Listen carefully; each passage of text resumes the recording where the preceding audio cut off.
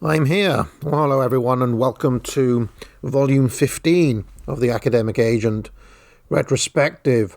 Now, if you're new to this channel, these retrospective compilations that I put out are a way of preserving some of my best-known work. People are always worried about, well, what if anything happens to the channel?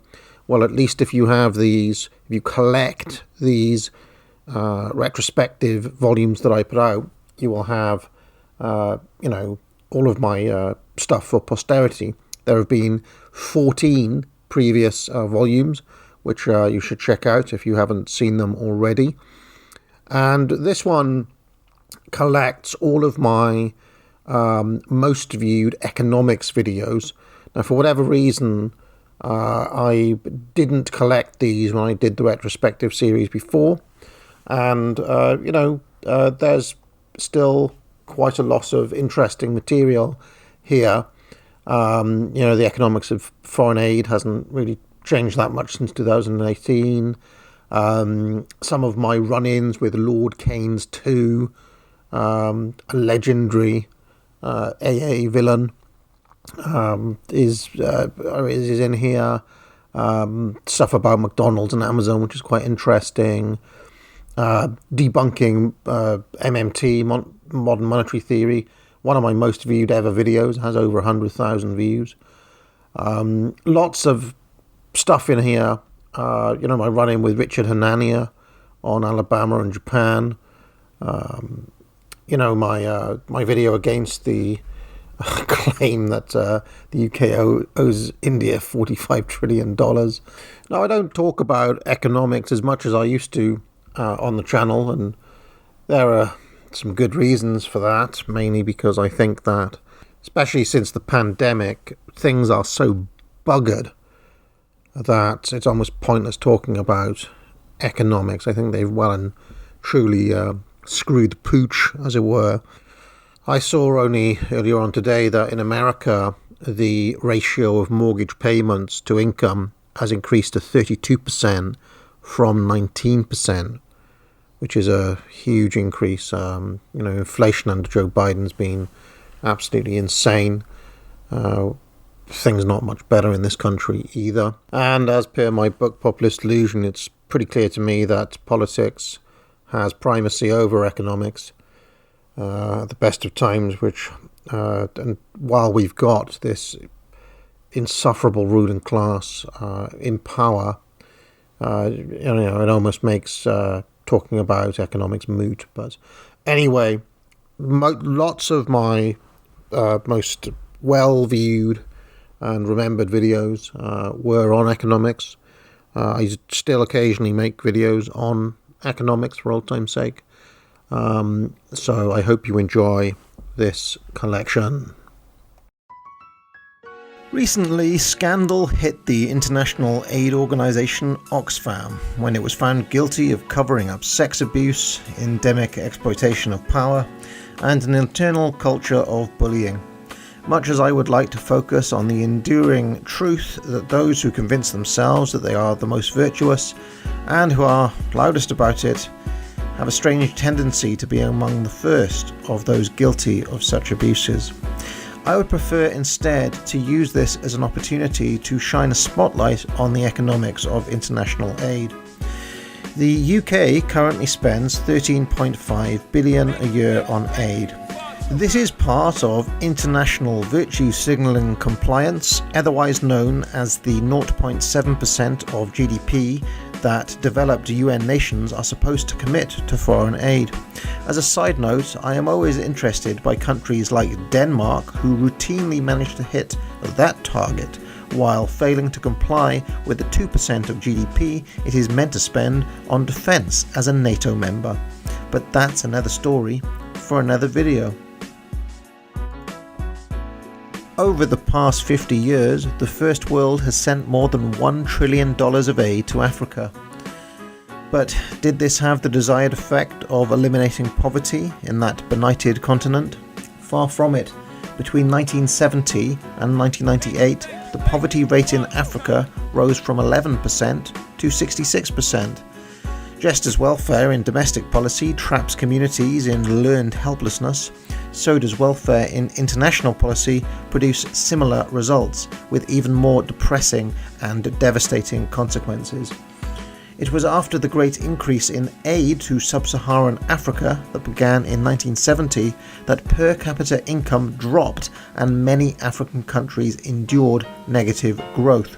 In fact, there is an inverse correlation between the amount of aid a country receives and its economic performance. In other words, the more aid a country gets, the more its GDP declines. In 1957, Ghana's GDP per capita was actually a little bit higher than South Korea's. 30 years later, it was lower by a factor of 10. Of course, stupid socialist domestic policies also play a role, but international socialism in the form of aid perverts the incentives and in some cases even corrupts those governments. For example, in Uganda, foreign aid accounts for 50% of the government's total budget. Think about that. 1/2 of all the state's income comes from aid. But what does President Yoweri Museveni spend that money on? Russian Su-30 warplanes for his air force and Gulfstream private jets for himself. One of the hidden costs of aid comes in the form of the market distorting effects of aid workers themselves on local economies.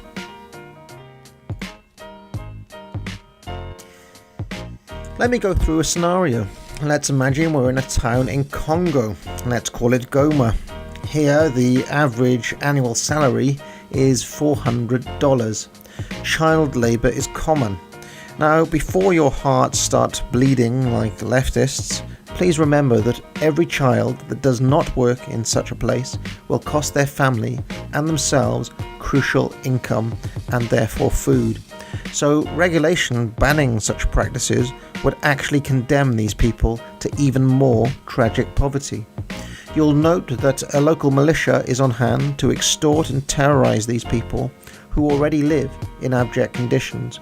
In fact, economics fans, it is exactly this exploitative and extractive relationship that one can see the real root causes of why some of these places are so poor in the first place. Political power and coercion block the flourishing of markets. There's also a doctor on hand, paid marginally more than local workers, but not much more. More about him in a second. Into this scene enter the aid workers. These are people who will be on incredibly well-funded international aid missions. In short, they have money to burn. Remember, the average annual salary in this local economy is $400, and most of these aid workers will be earning more than that in 1 week. Now, let's trace the flow of capital as these heroic do-gooders come to the rescue. So naturally, the first thing they do is to give the local militia cash in exchange for safe passage and protection. Of course, this sum of money will be wildly beyond the dreams of the local economy and immediately gives the recipients bragging rights and prestige. The locals will see the foreigners effectively paying him tribute, so their iron grip on power is actually strengthened by the intervention. Next, what do these aid workers do? Well, of course, none of them can speak the local language or feel confident enough to drive on the roads there, which are probably quite unsafe for non-locals, and so they need both translators and drivers. The aid circus commonly pays local educated people $100 a day for such services. That's right, $100 a day when the average person earns $400 a year. And who are the people most likely to have such education and skills? That's right, the local doctor and anyone else in the local economy who is fortunate enough to have some education. Of course, who could refuse $100 a day? So effectively that means one less doctor for the local hospital, one less teacher for the local school. People sometimes say that those of us on the right have no heart, but this is the sort of thing that genuinely breaks mine. But what else happens? Enterprising people in the local economy see that foreign aid workers are flush with cash and so set up shops to sell goods and services at greatly higher prices. Just a few sales to a rich Westerner could be worth more than a month of sales to poor locals, and of course this has the net effect of pushing up local prices. So now some of the poorest people in the world have to suffer under a militia that has increased its strength and prestige. They have lost some of their most productive citizens who are now working as translators and drivers for foreign moralists, and they have to spend their meagre wages on goods and services that are getting more expensive as opposed to cheaper. To think some aid workers actually use their elevated position in such a local economy to sexually abuse locals on top of this is enough to make one's blood boil. So what can Western powers really do to help these places? I somewhat like the ideas of Jacob Rees-Mogg on this. Let's hear what he has to say. But I also think the overseas aid budget target is an error, that we should spend money sensibly with a good audit trail when it is needed. To say we will simply spend this money and we will spend it by the end of the year as a percentage of a figure that we do not know, so we're guessing at the end of the year and can be shoveling money out of the door to meet the target, that's a great mistake. And what should we do instead? Well, I think there's a really interesting opportunity that we could carry on helping in emergencies, which most people in the country think is a good thing to do. I think the country should be very proud of the work the UK has done in terms of refugee camps near Syria, where we've been, second only to the United States, the biggest contributor to those, to try and solve the problem near where it arises rather than encouraging large numbers of refugees. But perhaps we should look, and this is my investment interest, in investment rather than in expenditure. That if you look at overseas aid, it pales in comparison with the flows going from the private sector. I think the figures are between 800 billion and $1 trillion each year go from the private sector into emerging markets. But that's investment and seeking a return. And I wonder whether the government ought to think about investing, as it does through the Commonwealth Development Corporation, and seeking a long-term return, and perhaps building up a sovereign wealth fund through the expenditure that's already committing. And that might be better value for the British taxpayer, achieve better outcomes for the poorest countries in the world, because investing with a return is often a more useful way of spending money than giving it to the Ethiopian Spice Girls or whatever temporary here today, gone tomorrow project you've decided to back. If the target is to be set in stone, it would go towards that target. It might not meet the technical rules, but it would go towards that target. And so I think there is another approach to overseas aid that could be taken. Oh, and just a couple of little notes before signing off. I did a stream last night on a new channel called The Liberalists. I've linked it in the show notes. We had a chat about this and that, including the difference between classical liberals and conservatives. And my good buddy, the Britisher, just pointed out to me that I've passed 10,000 subs. The next edition of Unpopular Opinions, which is part 10, will double up as the 10,000 sub party. Thank you everyone who has watched and supported this channel so far. You guys give me hope every day that people can still see sense. Till next time. I'd like to thank Sir Percy Blakely, the Crimson Satyr, Fons, Raven Leggett, Ginger Bill, Michael Burt, Blake Barrows, Charles Vincent, and Edward Downey. The four major schools of economics are Marxism, which is generally for government control, at least until the new utopia, Keynesianism, which is generally for government intervention, the Chicago School of Economics, which is generally for minimal intervention in the market and limited government, and the Austrian School of Economics, which is generally for no intervention in the market at all, hence total laissez-faire.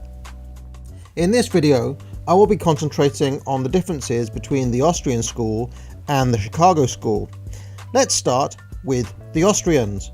The founder of the school was Karl Menger, who was writing in the 1870s. He had two outstanding students, Eugene Bombawerk and Friedrich von Weiser, each of whom had their own outstanding students in Ludwig von Mises and F.A. Hayek, respectively. So that's who they are, but what is Austrian economics? The starting point is the study of purposeful human action. We all weigh up alternatives and make decisions upon which we act, but economics is not concerned with the psychology of such choices, but with which actions were chosen. Such actions are called demonstrated preference or revealed preference. If I offer you $10 or $100, whichever one you actually take is your demonstrated preference. This is purposeful action. The central insight of Austrian economics, then, is that everything that happens in an economy is driven by real human beings demonstrating their preferences through these purposeful actions. Hence, their description of the economy is said to be causal realist. The only ones making anything happen are people. The central tenet of Austrian economics is that value is subjective and that it is always subjective. You might prefer coffee and I might prefer tea. You might like coffee an awful lot, whereas I might like tea only marginally more than I like coffee. For Austrians, prices in the real economy are always based on these subjective preferences which we inherently cannot measure. Indeed, your own preference for coffee might change over time. I didn't drink it when I was 17, but I do now, for example. For more on this, see my video, Pricing a Cup of Coffee. Austrians argue that other economists, despite claiming to believe that value is subjective, end up forgetting this when modelling prices in their hidden assumption that production costs determine prices. Austrians insist that production costs do not determine prices, only subjective preferences. Because we cannot know what people's subjective preferences and valuations of things are, Austrians reject the idea that economics can be a hard science, like, for example, physics. They argue you cannot predict what people may or may not do because human beings are not like stones which react to conditions in predictable ways, and besides, you can never get constant variables in the real world anyway. Therefore, Austrians reject mathematical modelling in economics. And a final feature of Austrian economics is that they never forget the role of time, because humans must act in a world bound by time.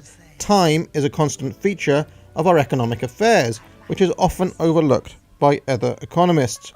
This is important when considering such things as pricing, inflation, and the role of the entrepreneur, and I have videos on these topics if you're interested.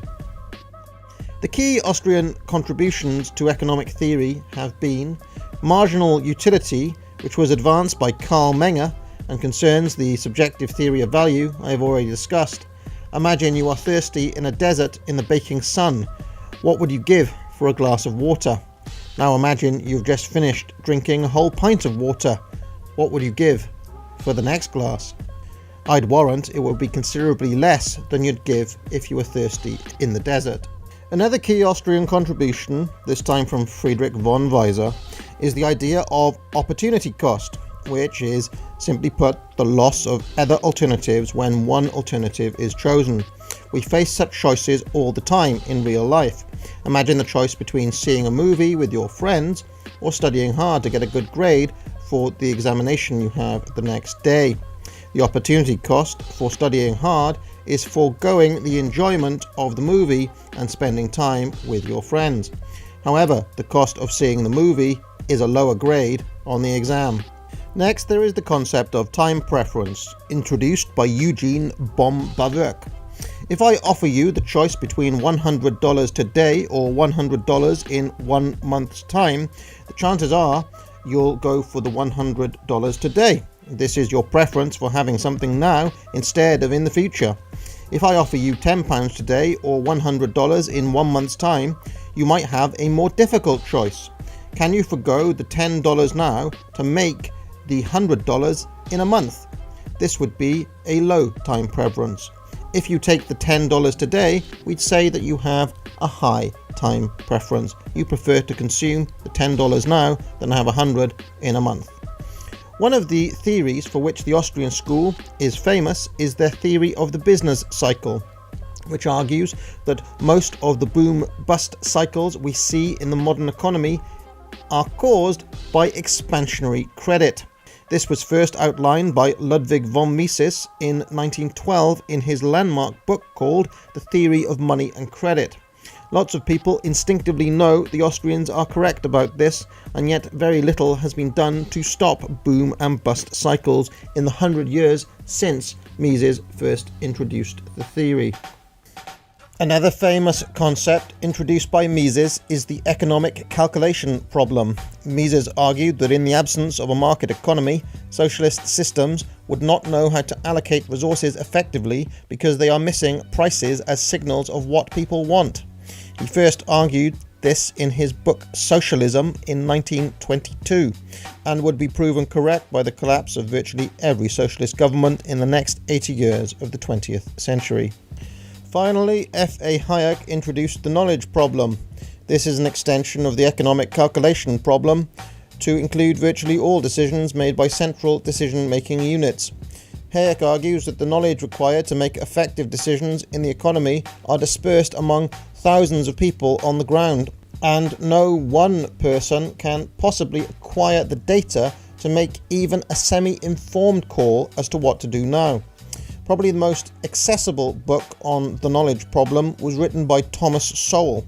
It is called Knowledge and Decisions. Today, the Austrian School of Economics has split into two different branches, roughly speaking, between followers of F.A. Hayek and followers of Ludwig von Mises and his American protege, Murray Rothbard. The followers of Hayek tend to analyze real-world institutions and policies, emphasizing the misallocations of resources and avertible disasters caused by interventionism, and promoting the efficacy of the market mechanism, which produce accountability and feedback loops. The Hayekians have a stronghold at George Mason University and the Mercator Center. I've listed some of them there. The followers of Mises and Rothbard, meanwhile, are more radical in their advocacy of laissez-faire and in their opposition to the state. The Rothbardians have a stronghold at the Ludwig von Mises Institute and argue for the strongest free market positions, including their opposition to central banking and the Federal Reserve System, fiat currency as against the hard commodity money such as gold, and fractional reserve banking, which they want to abolish. Across the Austrian school, however, opinions range on how large the state should be, from minarchists and contractionists who want a limited government or a night watchman state, to full anarcho-capitalists who believe all functions would be better handled by private enterprise. The Chicago School was founded chiefly in the 1940s under Frank Knight at the University of Chicago.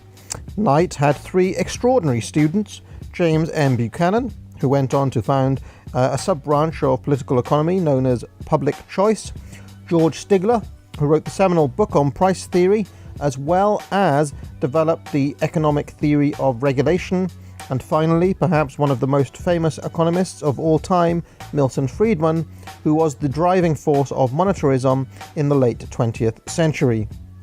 In contrast to the Austrian school, which, as we have seen, emphasizes human action, the Chicago School sees economics as studying the allocation of scarce resources which have alternative uses.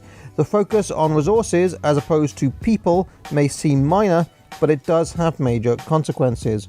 One consequence is that, unlike the Austrians, the Chicago School see economics as being closer to a hard science. Resources can be recorded as data. Hard data can be analyzed as empirical evidence, and thus economists can study the economic effects of various policies almost like scientists in a lab.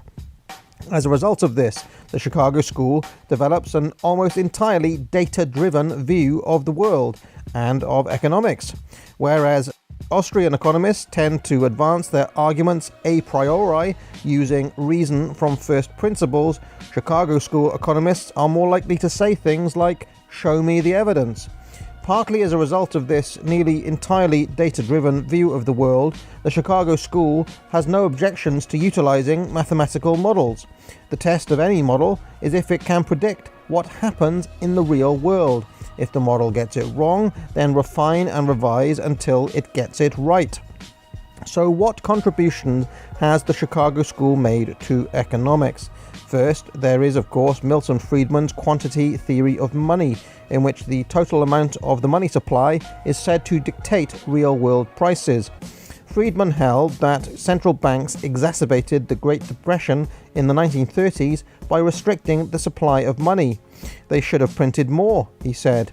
He also argued that the Keynesian focus on aggregate demand was misplaced and that the government intervention should be restricted to controlling the money supply.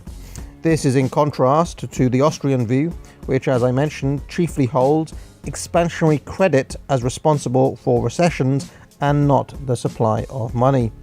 Another contribution of the Chicago School is what is typically called rational expectations. That is, when they build their models, Chicago economists assume that agents within the models are rational agents. Of course, these models have been criticized because people in the real world are not always rational. For example, let us take Gary Becker's rotten kid theorem. Imagine you have an altruistic parent who gives two siblings $10 each. One sibling is mean and decides to bully the other one. Therefore, next time the parent decides to give the victim sibling $20 and give the bully nothing. The incentives are such then that bullying is punished and being a victim is compensated. In Gary Becker's terms, the parent has transferred utility from the wrongdoer to the victim. But apply this to any real family, and can we be sure if it would have the desired effect? George Stigler's major contribution to the Chicago School is his work on regulation, and especially the phrase regulatory capture, which is the insight that once set up, regulatory bodies have incentives to grow far beyond their original remits. Again, I'd recommend the book Knowledge and Decisions by Thomas Sowell on this. Incidentally, Sowell was Stigler's doctoral student. In this book, he essentially combines Stigler's insights on regulation with F.A. Hayek's knowledge problem. James M. Buchanan's Virginia School of Public Choice, which grew out of the Chicago School, developed a robust way of analyzing the functions of government and government departments and agencies to push back against Keynesian claims of market failure by pointing out the hundreds of examples of government failure. Finally, one of the Chicago School's most lasting contributions is how they were able to turn the tools of economics to focus on topics other than trade or money. Popular examples include Hidden Order by David Friedman or Freakonomics by Stephen Levitt and Stephen Dubner. The Chicago School has strongholds in, where else but the University of Chicago, but also at think tanks such as the Hoover Institution in Stanford. You can see some Chicago economists listed here, and as with the Austrian School, opinions range within the Chicago School from minarchists or contractionists and those who want limited government or a night watchman state to full anarcho-capitalists. In closing, I want to review the similarities and differences of the Chicago School and the Austrian School. The Austrian School advances its arguments through a priori rationalism, taking a causal realist approach which emphasizes the role of time. The Chicago School, in contrast, advances its arguments through empirical evidence using a quantitative approach which utilizes mathematical models. In addition, the two schools differ in their view of prices. The Austrians are consistently subjective in their approach, whereas the Chicago School inherit the neoclassical view of seeing production costs as a factor in determining prices. Finally, the two schools differ on macroeconomic theory. The Austrians reject the distinction between microeconomics and macroeconomics entirely and insist that most recessions can be explained by their theory of the business cycle and expansionary credit. The Chicago School, meanwhile, follow John Maynard Keynes in considering the economy as a whole zoomed out in aggregate statistics, but differ from Keynes in their emphasis on the money supply rather than demand for goods as being the area in which government should focus their intervention. However, despite these differences, let us not forget how many similarities there are between these two schools. Both Austrians and Chicago advocates support the free market. They are generally opposed to government interventions and regulations. They are utterly opposed to socialism. Both also broadly accept Hayek's insights about the knowledge problem, which enable them to branch out in order to analyze aspects of everyday life as well as things we typically think of as economic, such as trade or money. Now, people often ask me if I'm more towards the Austrian school or the Chicago school. My personal view is that on the substantive areas of disagreement, such as on monetary policy or pricing, the Austrian school is generally correct. In fact, whenever the two schools disagree, it seems to me that the Austrian view is more consistently and rigorously argued. However, I tend to disagree with the Austrian insistence on a priori rationalism. The Chicago school ended up winning many more battles in the real world because they had the data to back them up. It's more persuasive to be backed by statistics, and I see no reason why Austrians shouldn't engage in empirical analysis of historical data themselves. They can maintain their objections to predictive models as being impossible where humans are concerned, but think about their own general theories, such as the business cycle and the economic calculation problem, which have been borne out in the real world. I mean, Mises predicted both of those things correctly. So not pointing this out with robust data analysis is to cede the ground to their opponents on issues where they should win easily. Anyway, I hope you learned something here. Now get out. And a very special thanks to Sir Percy Blakeney, The Crimson Satyr, The Ambivalent Onion, Andy Swainson, Bailey in Aurora, David Vercherche, Christopher Scholholm, Natural Rights, Binary Surfer, Holy Spatula, Hornito Jones, Kazga, Michael Tynan, Time Stealer, Toyotomi Ami, Tragic Vision, William Angus, Blake Barrows, and Edward Darragh. In my last video, The Tendency Towards Equilibrium, I described an economic concept that is so basic and fundamental that it is accepted by virtually everyone, including Keynesians, namely the law of supply and demand and its effect on prices. Surely this was just about the least controversial video I've ever made, or so I thought. Enter the so-called post-Keynesians. These geniuses think they found evidence to disprove the fact that prices are ultimately set by supply and demand. I mean, just to recap, when demand is higher than supply, we expect the price to go up, and when supply is higher than demand, we expect to see it go down. Similarly, we expect lower prices to increase demand and higher prices to decrease demand. This is such basic economics that up until recently, only the most stunningly stupid of Marxists denied it. But post-Keynesians may have trumped even them. What this boils down to is that a bunch of studies surveyed companies about their pricing strategies, and it turns out that many of them don't change their prices that often. In fact, around 35% of those asked only change their prices once a year, and 5% not at all. Drilling down further, only 22% cite changing demand as their main reason for the price change. This apparently is the stunning evidence from post-Keynesians to deny the general tendency towards equilibrium and the relationship between prices, supply and demand. To make this argument, they lean on nominal price rigidity, which means that the price of a given product doesn't change over time despite fluctuations in demand. In fact, one of my interlocutors on Twitter, Lord Keynes too, went as far as to say, and I quote, "Most businesses and corporations set prices on total average unit costs, plus a profit markup to create stable profits. Most customers pay what is demanded." This comment left me momentarily stunned. Lord Keynes too is so focused on production costs, he's actually forgotten that every purchase is a trade to which both parties must agree. In fact, I tried to tell him this using the following illustration.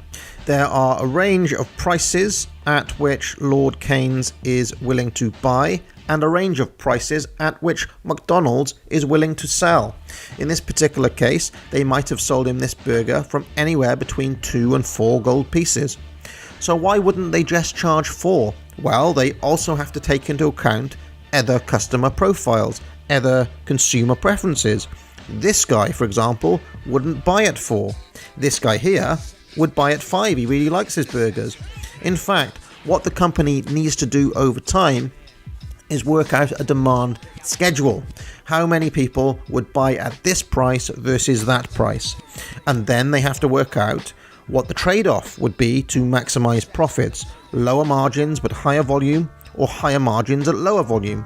In this case, it works out that 2 gold pieces looks like the best bet, so we'll go for 2. We're writing off about 25% of people who would only take our product for free or 1 gold piece. And this is a calculation. It could be right, it could be wrong, but we hope we've gotten it right. And if so, those profits will come rolling in. But if we get it wrong, we'll make a loss. Now, it appears that Lord Keynes too doesn't seem to understand this. He says, and I quote again, "Most will pay a price well above what they would like to pay." Well, of course, 100% of people would like the good to be free. But as we've seen, we need to figure out what most people are prepared to pay while still keeping us in profit. And since they are prepared to pay it, by definition, it is mutually beneficial. That is, they value the 2 gold pieces less than they value the consumer good. We are going to sell them. It is clear then that demand, that is, total number of people willing to pay at this price, is ultimately what is setting the price. But Lord Keynes continued to double down, going as far as to call neoclassical price theory bullshit. Now, I said that if certain products in the supermarket have stable prices, what they call nominal price rigidity, it is likely because they have relatively stable demand, which does not require very many price adjustments. And in fact, I pulled up several examples totally at random, such as Fairy Liquid or Coca-Cola, showing very little changes to year-on-year demand. In such cases, we'd expect prices to change only with inflation. I also found examples, again at random, of products experiencing decreasing demand. For example, here's Tetley Tea, which saw a 17% decline in demand from 2013 to 2017. Did they slash the price? Turns out they did. There was a 13% price reduction in 2015. I also found that sales of Maclean's toothpaste had decreased by around 40% in the same period. In 2015, the price of 100 millilitres of toothpaste was £2. Today, that same tube of Maclean's toothpaste is selling for £1. What was remarkable about these cases is that they were taken purely at random, and yet our standard price theory perfectly predicted what would happen in each case. Lord Keynes too simply conceded this point and declared that these are flexi-price markets, but some of our other post-Keynesians were not convinced by this, dismissing these examples as, quote, anecdotal. So I challenged them to find me an example of a product with stable prices but fluctuating demand. And Lord Keynes, in fairness, came back with Coca-Cola, which famously had a fixed price of 5 cents from 1886 to the 1950s. Okay, so let's take a real close look at Coke to see if they somehow magically escaped the laws of supply and demand during this period. Why did Coca-Cola keep the price at 5 cents for 70 years? They had 3 reasons. First, their pioneering advertising campaigns had cemented the idea that Coca-Cola was 5 cents into the minds of the public. Second, vending machines all across the USA were designed to take 5 cents, and changing these would have been very costly. Third, it was actually their active strategy to keep purchase prices very low for the consumer by keeping production costs down and focusing on pumping out volume. In other words, this was an economy of scale. Here's a line from their annual report in 1922. The cost of manufacture has been reduced to such an extent that our prices to dealers, together with reduced costs to them of doing business, justifies and enables them to retail Coca-Cola at 5 cents per glass or bottle, as the case may be, which will have a very stimulating effect on demand. As long as this remained true, they could keep growing. Prior to the 1920s, Coca-Cola had only seen 2 years of sales declines in 36 years, and one of those was in 1918 when there was a 50% restriction on sugar usage issued by the US Food Administrator. So, from 1886 to 1920, they had near constant growth in sales. And we can see this by looking at the actual numbers. From 1900 to 1929, Coca-Cola saw a 7,175% increase in total demand. And this trend continued into the years of the Great Depression. Unfortunately, the annual reports stopped showing total gallons after 1931, but we still have data on the profits, and as you can see, they took a hit in the worst years of the Depression in 1932 and 1933. More on that in a moment. By the 1940s, Coca-Cola had become a national icon, and they even helped in the war effort, supplying Coca-Cola to the troops on a government contract. So what was driving up demand for Coke all through this period from 1900 to 1940? One factor, which is obvious, is advertising. Coca-Cola is probably the most famous brand in the world, and its marketing campaigns are the stuff of legend. But the second factor is obviously the low price point of 5 cents. Now, I should say that this is not as low as it might seem to you. To give you an idea, 5 cents in 1920 works out at about 63 cents today, but it's still pretty low. Now, although Coca-Cola's nominal price was fixed for all this time, its real price changed because the real price is always relative to inflation. So, if our price theory is true, we'd expect to see a fall in demand when the real price of Coca-Cola increased. And that's exactly what we did see. The real money price of Coca-Cola increased during the Depression because they had deflation, and we saw a drop in sales. In fact, we saw a 37% decrease in demand with deflation. This is also true of the early 1920s, when deflation made the real money price of Coca-Cola more expensive and demand fell. Between 1920 and 1924, we saw a 6.2% decrease in demand with deflation. In the 1930s, when inflation returned, the real price of Coca-Cola decreased and we saw a rise in demand, a 160.2% increase in demand with inflation. So what can we conclude by looking at this case study? Well, first, nominal price rigidity for Coca-Cola meant that the inflation rate effectively set the price. Demand was affected, therefore, by the real money price. With inflation, we saw increased demand. With deflation, we saw decreased demand. So there we have it. Nobody, not even Coca-Cola, can outrun the laws of economics. Now get out.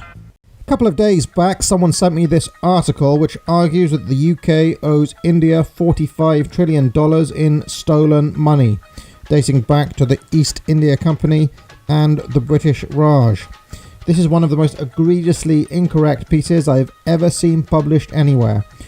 The link was to Al Jazeera, but their source was an article in this book published by Columbia University Press by the Indian Marxist economist Utna Patnaik.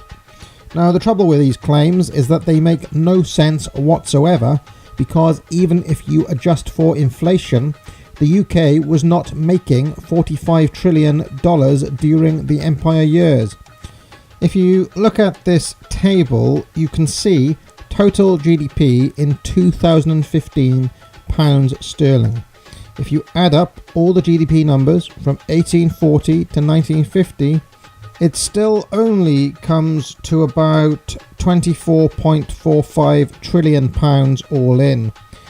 I've got that figure by multiplying these decade averages by 10 and then adding them all up. Now consider that it has been estimated that the entire empire accounted for just 1.1% of the gross national product in 1870 and 3.3% in 1913. And with these figures in mind, you can see how ridiculous the $45 trillion number is.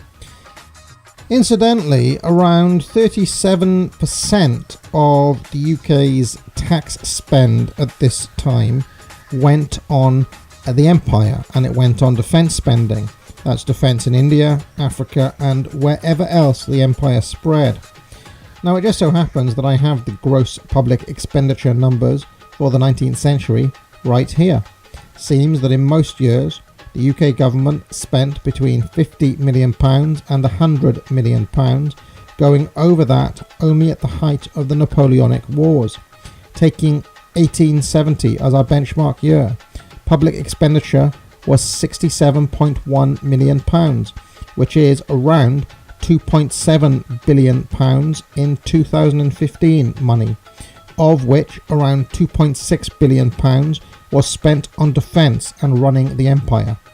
If the empire was bringing in 1.1% of GDP at that time, it was making only around £1.3 billion in 2015 money, which is basically half of the defence spend.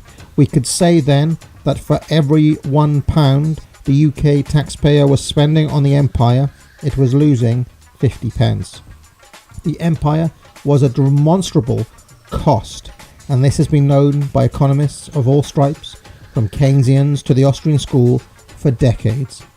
But anyway, let's indulge Professor Patnaik here a little bit, shall we, and assume that India was solely responsible for all empire income, and to assume that it accounted for 4% of the UK's GDP, which we know overestimates it greatly. Let's be fair here. Her time range is 1765 to 1938, and my estimate of 24.45 trillion in 2015 pounds. Total GDP for the UK is from 1840 to 1950. So the GDP from 1765 to 1840 is of course much smaller than what went later, but let's be completely reckless here and simply double the number that I've given already. That is, let us assume that the UK's GDP was 24.45 trillion from 1765 to 1840, which it obviously wasn't. 4% of that number is still only 1.95 trillion pounds. So even with wildly overestimating the empire's contribution to GDP, assuming that India is responsible for all of it, ignoring UK tax spend on the empire, and wildly overestimating the UK's total GDP in this way, the number is still a long, long way from the $45 trillion that Professor Patnaik is claiming. So how does she get to this absurd number? Professor Patnaik claims that the East India Company and the Raj siphoned out, that's her term, £9.2 billion from India over this 2,000-year period. She gets to this number by using a 5% compound interest accumulator. That looks something like this. Anyway, $1,000 in 1800 accumulates around $2 million of interest over 219 years. And so if you add it all up, the balance comes to something like $46.6 million from an initial $1,000 back in 1800. And this is the method that she uses to reach this number of £9.2 billion. And then she uses the historical exchange rate of, back in 1800 of $4.8 to the pound to get to this number of $45 trillion. Now this, as far as I can tell, is total insanity based on a wild set of assumptions and also historically, bafflingly, moving forward 219 years and then using a historical exchange rate to convert it again. Don't ask me, this is Marxist economics, but it seems like complete rubbish. Now, I am not wishing to defend the British Empire in this video, but rather correcting bad data. This comprehensive report on Indian economic growth, compiled by proper economists in 2003, shows that just prior to independence, over 70% of the Indian economy was homegrown, with foreigners owning only 25% of total output. And I quote, "One of the legacies of the British rule was an efficient civil service and administrative structure. This administrative apparatus stood free India in good stead. They left the country with a fiscal surplus and well-established private property rights. The literacy rate had improved by 10% since 1901, the death rate had almost halved, and the infant mortality rate declined by 42%. Now, the Indian economy is widely perceived to have stagnated during this period, but that is because it has primarily an agricultural base, and Indian farmers, for whatever reason, hadn't invested in modern methods. I know, for example, that after the 1870s, Britain was importing most of its wheat from the USA, which was already using tractors and combine harvesters and more efficient modern methods. It's not exactly the UK government's fault that Indian entrepreneurs in the rural sector didn't modernise. In other sectors, industry, for example, which was almost exclusively Indian owned and operated, you can see pretty healthy growth in the pre-independence years of between 2.7 and 7% from 1900 to 1947. This was with zero protections or tariffs, just a completely free trade policy. I mean, agriculture was in decline everywhere, while industry was in the ascendancy. I mean, join the club, India. This was happening all over the world, and it is entirely to be expected. Of course, after 1947, India embarked on a socialist-style government based on import controls, preserving traditional methods of production, direct state intervention into markets, presumably something more like what Professor Patnaik wants. And this famously resulted in what is called the Hindu rate of growth, which resulted in stagnation, starvation, and more people living under the poverty line than previously.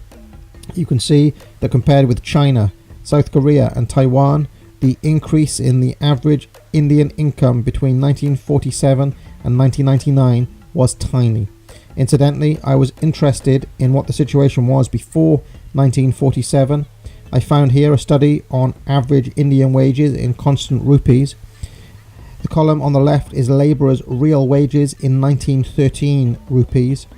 The one in the middle is the wages of craftsmen, and the one on the right is the nominal consumer price index, which means how much your typical basic goods are. Generally, as this goes up, there is inflation. So just looking on this first page, for example, you can see that between 1800 and 1804, there was, for some reason, a 90% increase in prices at the time when wages were falling. Without even looking it up, this looks like a severe economic crisis for India during the dying years of the old Mughal Empire, with a severe price shock. The East India Company had already taken control of Bengal by this time, but you would have to look up exactly what was causing this price shock. Anyway, what these data show is a gradual increase in labourer wages over the 19th century, which seemed to stabilise around 0.3 of the 1913 rupee mark, and a significant increase in craftsman wages, which hit a 1913 rupee per day in 1841, at a time the prices were falling. Second half of the 19th century, the Raj took over in 1858, by the way, look a little bit rougher. Prices go up and down, wages seem fairly stable around that 0.3 mark for the labourer, around 0.8 for the craftsman. There's also some general improvement after World War I, with the labourer wages hitting 0.56 in 1932 and craftsman wages hitting a staggering 1.78 in 1935.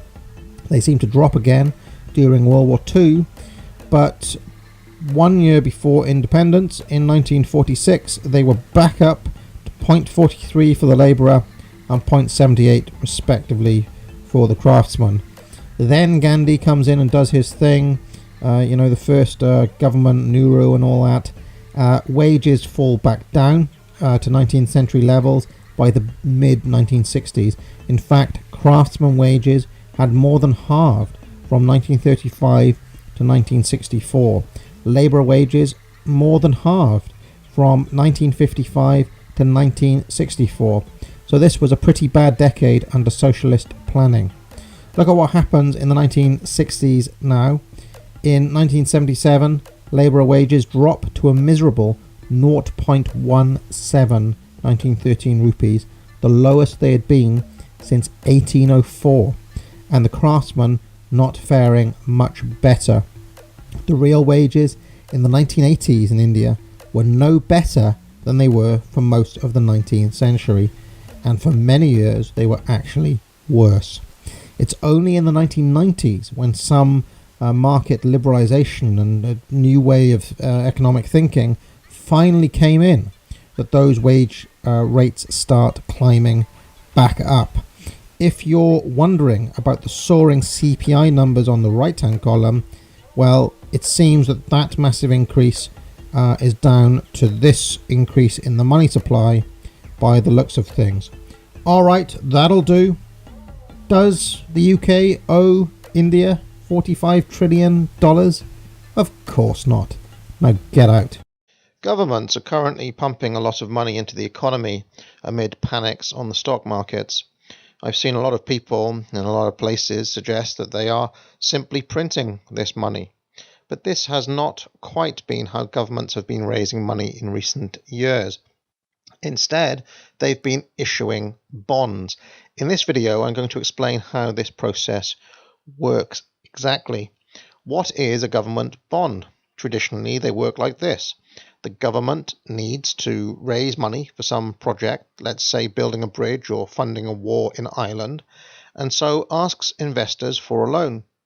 This is a fixed term agreement for the government to pay back the money in a certain amount of time, 1 year, 5 years, 10 years, and so on, plus an agreed annual rate of interest.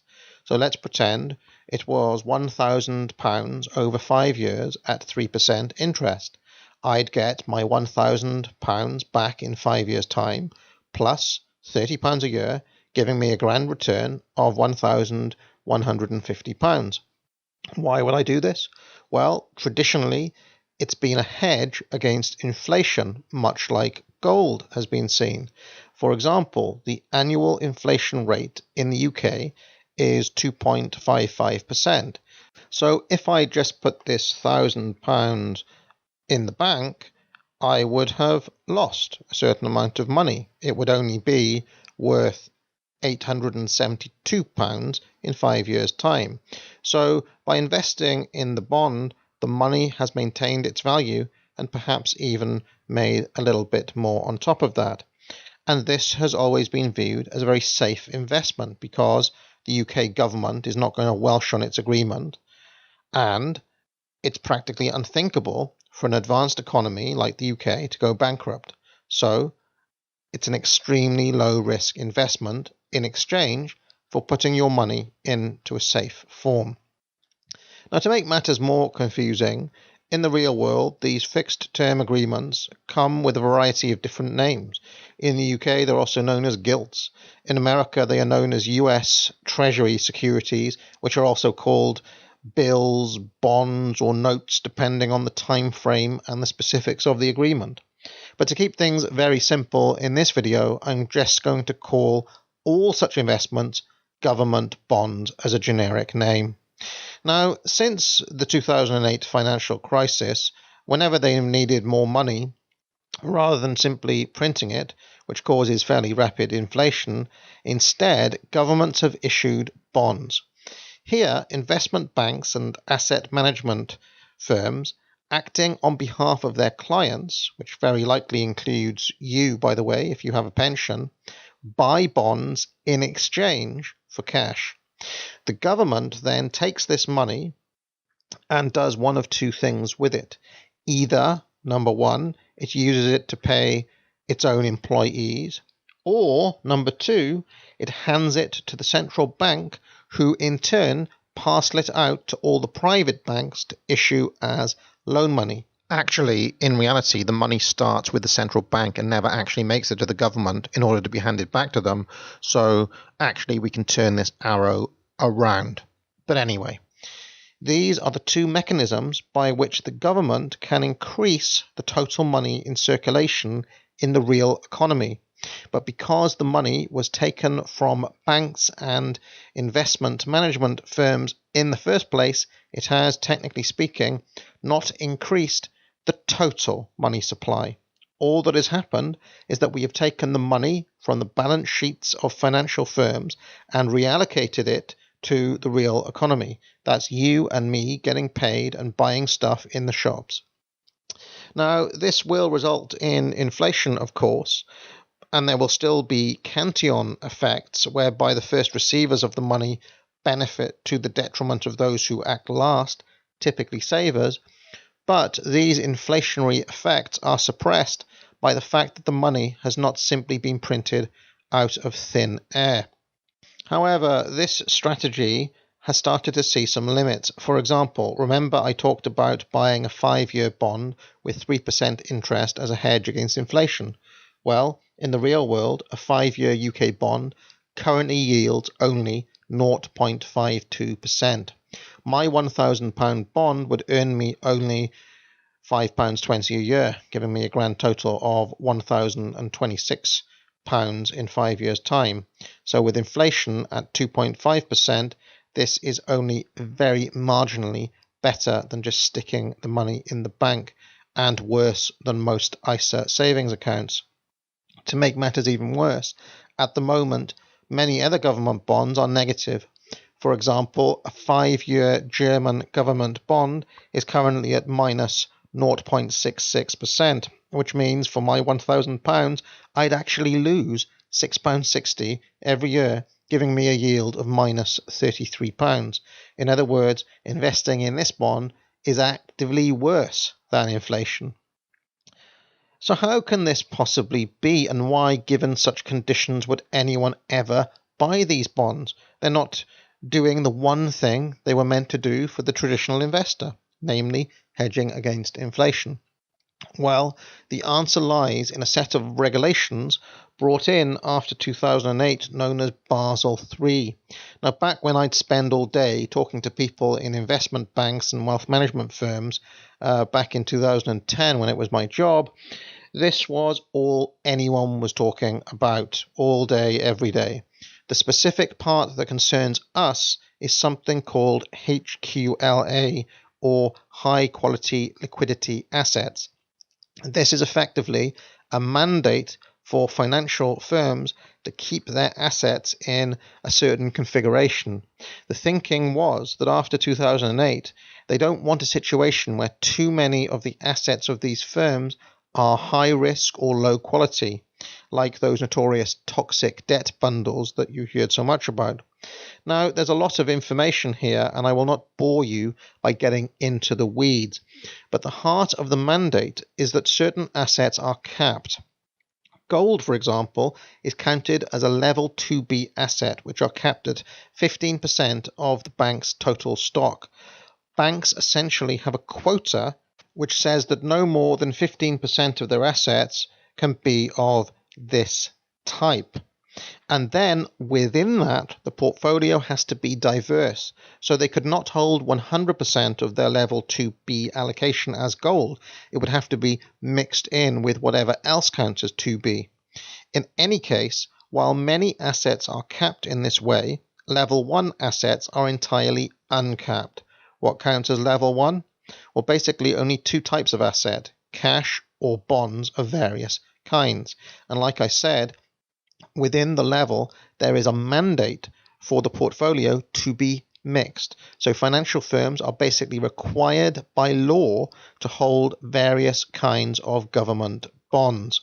So what happens is that because these financial firms max out on their allowances at level 2B, level 2A, and so on, they are left with no choice but to hold a huge amount of government bonds. You might call it a captive market, whereby governments effectively force the financial sector to buy their bonds. Hence, these very low interest rates or even negative interest rates. So here you can see the balance sheet of Goldman Sachs from 3 months of 2017. And because all of the regulatory checks they have to comply with these days, they have to hold around $160 billion in either cash or bonds. And although they don't break down their level 1 assets, you can be sure that a high proportion of that value will be what is effectively US government debt. And here is where things get wild, because on top of forcing financial firms to buy their bonds, governments have another trick up their sleeve: the central bank. The central bank can and also does buy bonds themselves. For example, this is the total number of US government bonds held by the Federal Reserve. Don't worry, it's only about $2.4 trillion.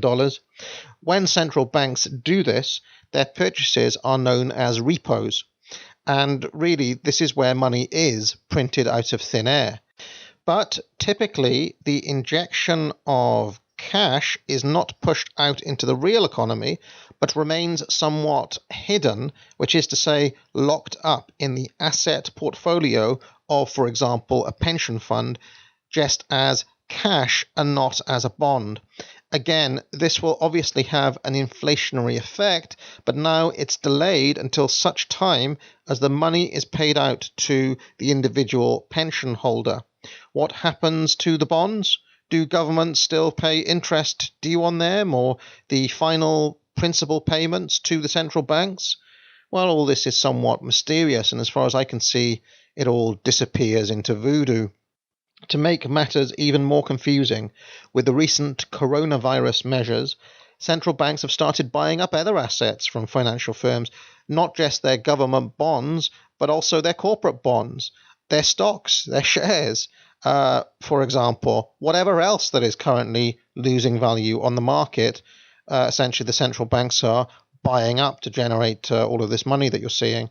The thinking here is that perhaps these assets will regain value in time, so the central bank, which has a longer time horizon, might recover that money, whereas the various financial firms and the real economy beyond that need liquid assets to stay afloat right now. So it's a time preference thing. The central bank has a longer time horizon and a lower time preference than basically anybody else in the economy, so they can, buy up all of these assets that are currently rubbish but may in time regain their value.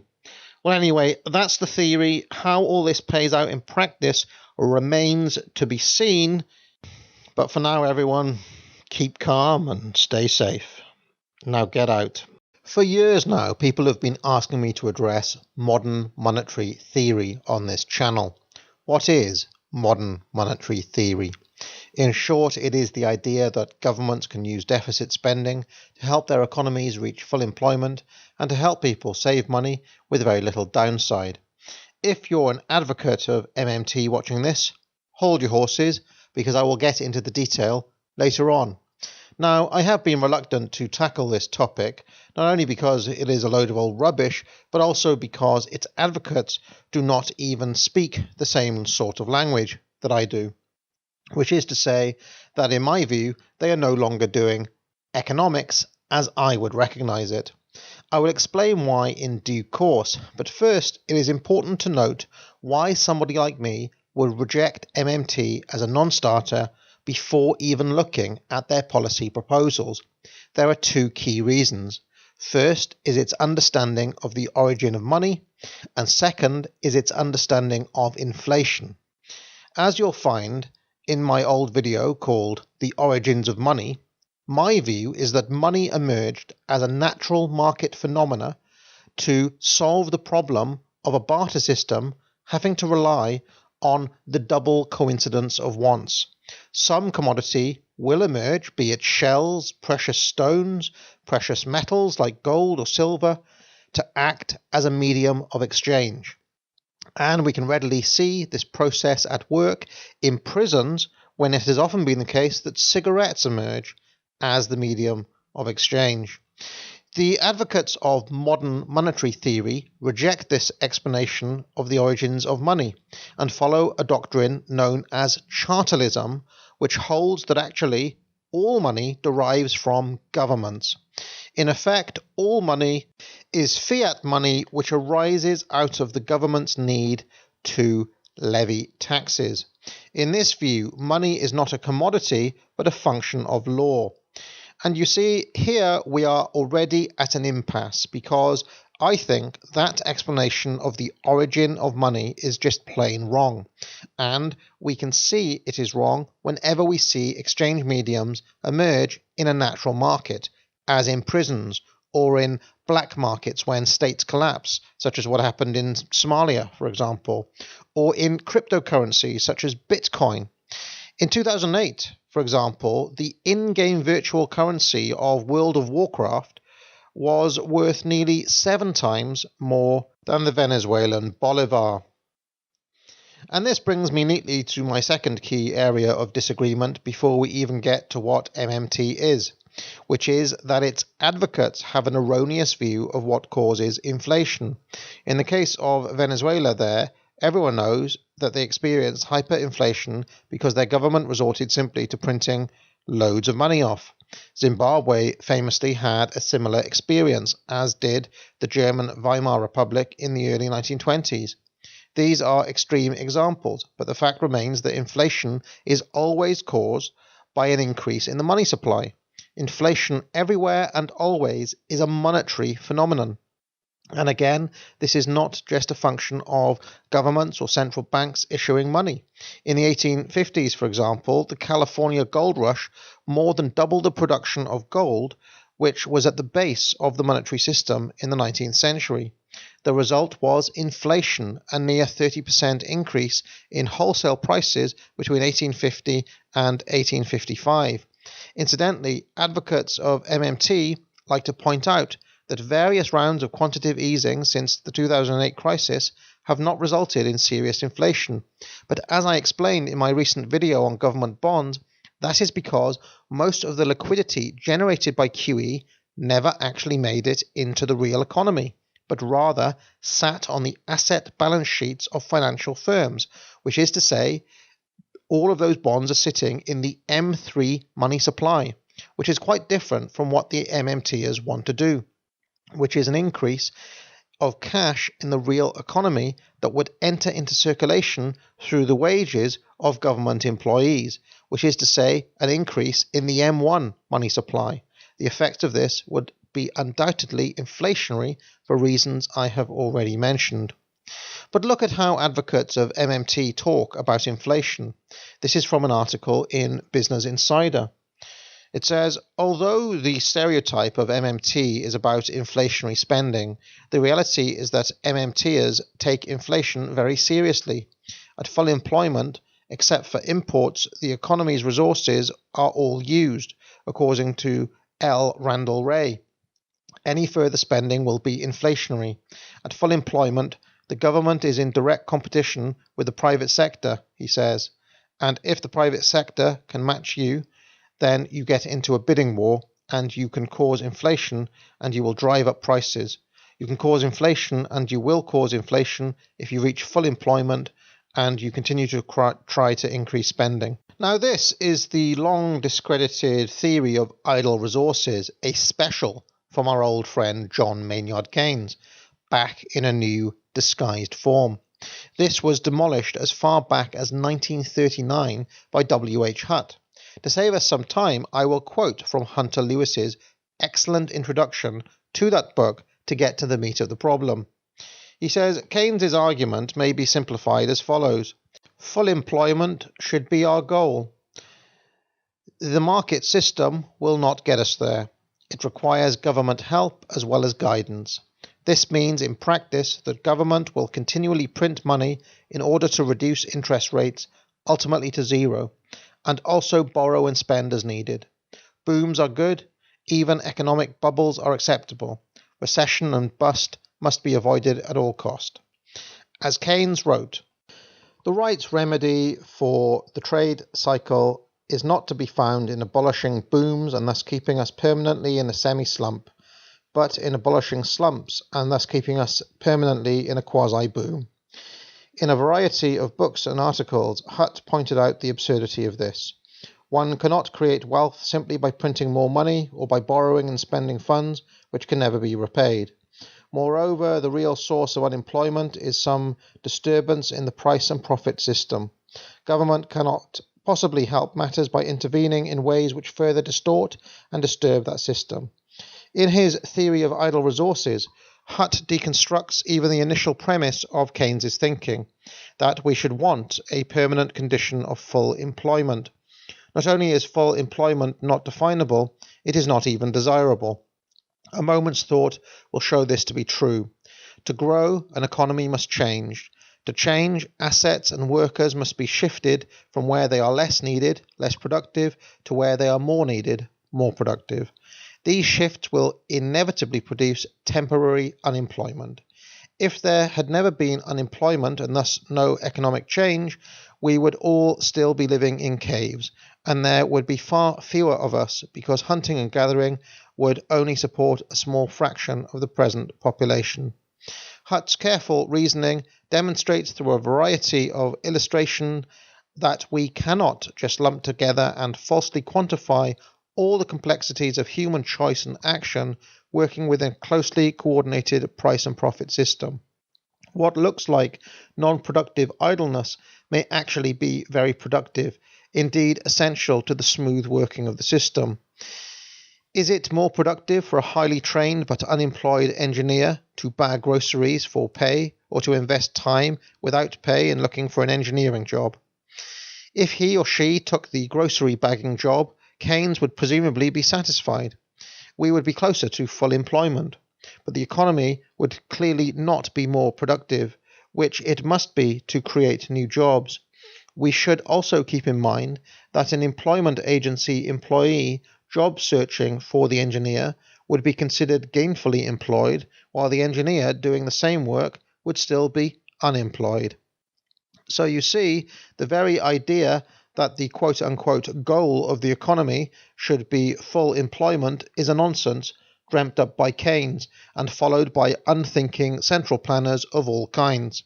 In any case, to come back to inflation, it is absurd to define inflation as arising when and only when an economy hits 100% employment and the government and private sector must compete for resources.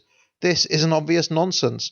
Inflation arises when there is an expansion in the money supply because it changes the exchange ratio of money to all other goods in the economy. Incidentally, as Ludwig von Mises famously pointed out in The Theory of Money and Credit, the rise in prices across the economy does not happen all at once, but is rather staggered. The government or the banks create new money to be spent on specific goods and services. The demand for these goods thereby rises, raising these specific prices. Gradually, the new money ripples through the economy, raising demand and prices as it goes. Income and wealth are redistributed to those who receive the new money early in the process, at the expense of those who receive the new money late in the day, and of those on fixed incomes who receive no new money at all. Two types of shifts in relative prices occur as the result of this increase in money. Number one, the redistribution from late receivers to early receivers that occurs during the inflation process, and number two, the permanent shifts in wealth and income that continue even after the effects of the increase in the money supply have worked themselves out. For the new equilibrium will reflect a change pattern of wealth, income, and demand resulting from the changes during the intervening inflationary process. For example, the fixed income groups permanently lose in relative wealth and income. These are known as Cantillon effects. So, in fact, there is no unitary price level in the economy. Prices in the real economy are always staggered and highly specific in this manner. As I explained in a previous video, the price of a bottle of Coca-Cola remained fixed at 5 cents for 70 years. But quite plainly, its real price, which is to say its price as an exchange ratio relative to all other goods, fluctuated during that time. So, in fact, aggregate macroeconomic statistics like the purchasing power of money, or to imagine a unitary rate of inflation across all goods, are actually, if you look at the real economy, quite meaningless. You're dealing at best with extremely crude abstractions, which are giving you a rough estimate of what's going on in the economy. But this will not do if you're looking to seriously trace causal effects. And even beyond all that, you often need to look at real prices rather than nominal prices to understand how the exchange ratio of a good relative to all other goods has changed. For example, in Atlanta, Georgia, in January 1971, the hourly pay of a McDonald's worker was $1.30. The price of a dozen eggs was 60 cents, and the price of a television set was $188.05. Today, the McDonald's worker in Atlanta would get $7.25 an hour. The price of a dozen eggs is $2.47, and the price of a TV set will set you back $600. You can see that although there has been inflation in nominal terms for both eggs and TV sets since 1971, in real terms, that is, as a percentage of the McDonald's workers' wages, both eggs and TV sets have in fact come down. A dozen eggs was 46% of an hour's wages in 1971, but now is only 34%. The McDonald's worker could not have paid for a TV set with an entire month's worth of wages in 1971, but today 59% of their wages could buy one. And that's not all. As you can see by the exchange ratio between eggs and TV sets have become cheaper relative to eggs. In 1971, one TV set would have set you back 322 cartons of eggs, whereas today you'd need only 244 cartons. In other words, the real price of a TV set has fallen faster than the real price of a dozen eggs, even though this information is obscured by inflation. And this right here is real economics. And now, finally, we can get to what the modern monetary theorists actually say. All of their reasoning derives from looking at how the GDP statistic is calculated and then playing around with equations to show that private savings are somehow the function of government spending. It all boils down to this equation right here. G minus T equals S minus I. Here, G means government spending, T means taxation, S means private savings, and I means private investment. Now, to understand what this means, let's go back a few steps. GDP is calculated in two ways, and you can see the two formulas here. Here, C is total consumer spending, I is private investments, G is government spending, X is imports, M is exports, S is private savings, and T is taxation. Now obviously these two equations equal each other, like so, and we can eliminate C because they cancel each other out, and following the rules of algebra, you can make one side 0 as follows. And we can take out from this the international trade element, that's the imports and the exports for obvious reasons, and that leaves us with G minus T equals S minus I. Or, as Robert P. Murphy has put it much more elegantly, government budget deficit equals net private savings, and this allows MMTers to say things like government spending creates a demand for saving. Now, the reason I was taking such pains earlier in talking about the prices of TV sets and eggs and so on at specific places in specific times was because here the MMTers are working at an extraordinary level of remove and abstraction from the real economy. All these figures in the GDP calculation are incredibly broad, rough, crude, aggregate numbers which actually tell us very little about what is going on under the hood, as it were. Then, in a frankly quite ridiculous move, they imagine that playing around with aggregate data, statistical constructs, in this manner using algebra, has causal explanatory power in the real world. This actually has no explanatory power whatsoever.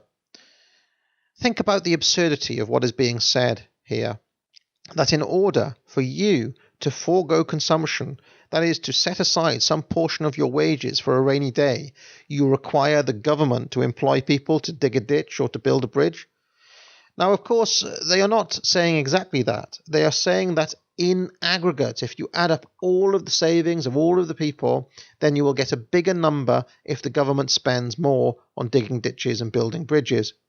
It's difficult to see how this follows. For a start, let's say the government did this purely through ditch digging and bridge building programs. This would, of course, affect the price of shovels, diggers, JCBs, bricks, hard hats, and so on and so forth. Then, when the ditch diggers and the bridge builders get paid, remember they are the first receivers of this cash, they get to buy all their consumer goods first, and then the money ripples through the economy, and the inflationary effect takes root, and prices rise. Granny, who has been saving her money under the bed, has seen her savings reduced. The ditch diggers and the bridge builders got to enjoy cheaper items at the expense of Granny's saving. She has been made worse off for their benefit. In effect, it's a redistribution scheme from Granny to the ditch diggers and the bridge builders, as all inflationary schemes like this are. Far from increasing aggregate savings, this policy will hurt savers in general, especially as it sees an increase in the M1 money supply, which affects real prices in the real economy, unlike government bonds sitting on the asset balance sheets of Goldman Sachs. Modern monetary theory is not some new economics. It's just a lot of old bad ideas which have been exposed in both theory and practice countless times before, repackaged and rebranded and sold to gullible journalists and idiotic politicians who have an interest in bribing voters with shiny goodies. And if there's anything as certain as deaths and taxes in this world, it is that journalists, politicians, and voters in general will continue to be moronic no matter how many times these bad old ideas are proven to fail. Now get out. So, you're a carpenter and you want to sell chairs on Amazon. Well, you've come to the right place, because in this video I'm going to tell you all about how selling on Amazon works. Now, to sell your chairs on Amazon, you have three options. You can either sign up to Fulfillment by Amazon, Amazon Marketplace, or Amazon Vendor Central. Only, hold on there, Tonto, Amazon Vendor Central is not available to the likes of you yet. So, for the time being, it's between Fulfillment by Amazon and Amazon Marketplace. Fulfillment by Amazon works like this. You send products to Amazon, Amazon stores it in their warehouse, customers buy your products and Amazon delivers it for you. Of course, for a price. And what is that price? Well, you have to pay a fulfillment fee, which is the weight and size of the item. For a medium-sized wooden chair, let's say around £7.34 per unit, and a storage fee, which is 45 pence per cubic foot, which is, for 10 chairs, I'm estimating around £22.50. So if we sold 100 chairs through fulfillment by Amazon at £50 each, the fulfillment fee would be around £734, and the storage fee, let's say around £225, assuming that you can fit a stack of 5 chairs into a 25 cubic foot space. So all in, £959 fees to Amazon. Now, what about doing it via Amazon Marketplace? Here, you upload your produce to Amazon, customers buy it, and you are responsible for the delivery of that item. And of course, this has a fee too, which on the basic plan is 75 pence for every item, plus 15% referral fee. So if we sold 10 chairs on the basic plan, we'd be paying Amazon around £82.50. But if you sell in higher volume, and I believe that is over 35 units a month, you can pay a flat subscription fee of £25 a month in place of the per item fee, plus the 15% commission for referral. So if we sold 100 chairs a month on the Pro plan, we'd have to pay Amazon £775. But remember, you are responsible now for the storage and delivery of these chairs, and that is going to cost you separately. Now, if all this is sounding a bit much, and you just want to focus on making the chairs and not to hassle yourself with the retailing of them, there is another option. You can connect with an online retailer who can give you a wholesale order for the chairs and sell them on your behalf. Now, naturally, she's not going to give you £50 per chair. She needs to make a profit too. And since she's buying in bulk, she's going to expect a discounted wholesale price. Let's say £30, for example. Now, you can do some calculations. If you sold these 100 chairs yourself through fulfillment by Amazon, and all 100 of them sold, you'd expect a return of £4,041, less any other costs. If you did it by Amazon Marketplace, once you'd paid for storage and shipping yourself, you'd be left with £3,481, less any other costs. And of course, this is assuming all 100 chairs actually sell. You could take £3,000 right now, guaranteed, for all 100 chairs to sell, and now actually shifting them is the online retailer's problem. So okay, let's do it. Deal. Now the online retailer might want to make an extra bit of money, given that she's going to all this effort, so she marks up the sale price of the chairs to £60. She works out that if she sells all 100 chairs, doing it via fulfilled by Amazon, she could make £2,041, and if she does it herself, since she owns a warehouse and has an existing deal with DHL, she could make marginally more at £2,100. So she does just that, and the chairs start flying out. Note, in the real world, you can spot sellers doing both of these things. Look at this chair. It is made by a vendor called Lancashire Chair, but it is dispatched and sold by the retailer Net World Furniture. But now look at this. Here's a second listing by Net World Furniture selling 2 of these chairs at the same time, but they are using fulfillment by Amazon to shift them. So here, Net World Furniture has bought a bunch of these chairs from Lancashire Chair, who I imagine is an independent furniture maker, much like yourself, and are using 2 different methods to sell them. Hold on. What's this? A phone call. Hello? Is this the carpenter? This is Amazon.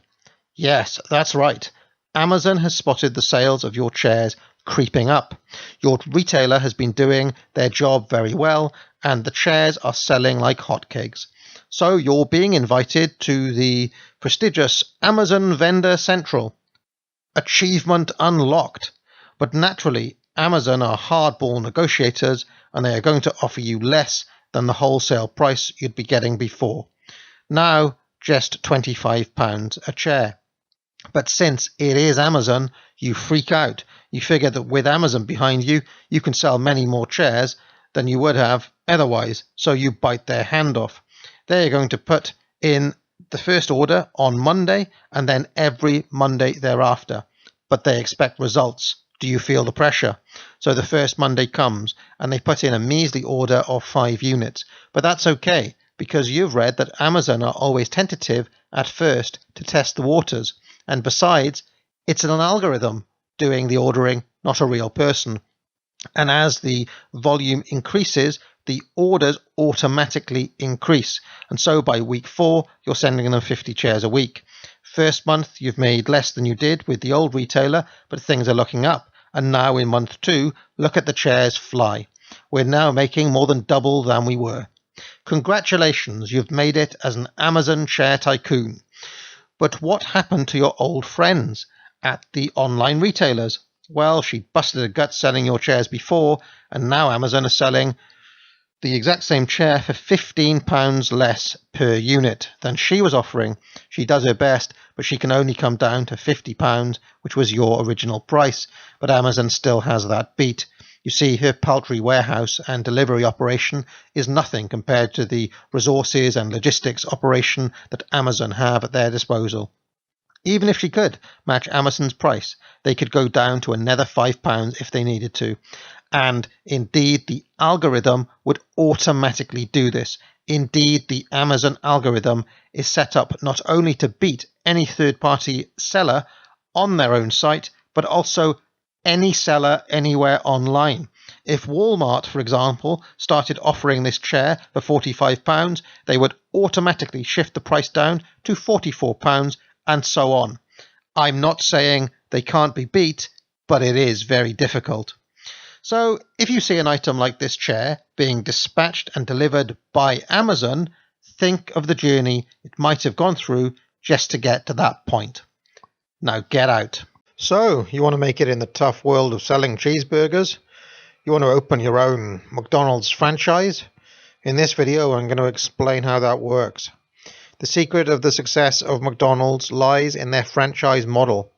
McDonald's has over 38,695 restaurants around the world, but they run less than 3,000 of them directly. As of 2019, 36,059 of them are franchise restaurants operated by a franchisee. That's around 93% of them. So how might you become the owner of a McDonald's franchise? Well, first you need a whole wad of unencumbered money. That means you haven't borrowed it, you just have it sitting in the bank. In the UK, that amount is at least £100,000. And in the US, it is at least $250,000. You need to pay an initial franchise fee of £30,000 here in the UK or $45,000 in the US to McDonald's, and this is a one-off fee. Next, you embark on a rigorous 9-month training period during which you will learn the McDonald's method, their standards of service, their standards of quality, their standards of value, their formulas, their specifications for their menus, inventory control techniques, and so on and so forth. You also agree to operate the restaurant from a single location, usually for a 20-year period, following their guidelines for decor, signage, layout, and whatever else. Now you've invested your initial fee and completed the training, McDonald's will offer you a location that they have already developed. You cannot set up in a property that you own yourself. The property must be owned by McDonald's themselves. The exterior of the building will be completed already, but you must take charge of finishing the interior. You will need to pay for building materials and other costs during this process. You'll be buying kitchen equipment, seating, landscaping, bins, and whatever else is needed. Naturally, McDonald's will have favoured providers for all of these things. Depending on the location, you might spend between £400,000 and £800,000 here in the UK, or up to $2.2 million in the US. But only 25% of this must be unencumbered. You can take the rest from a bank loan.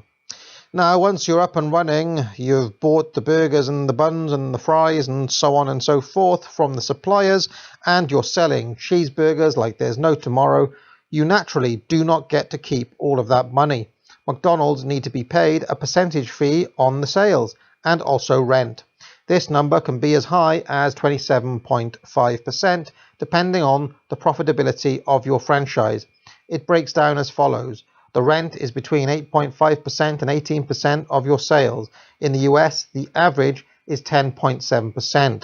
The sales fee is between 4 and 5%, and then there's another 4.5% towards national marketing spend.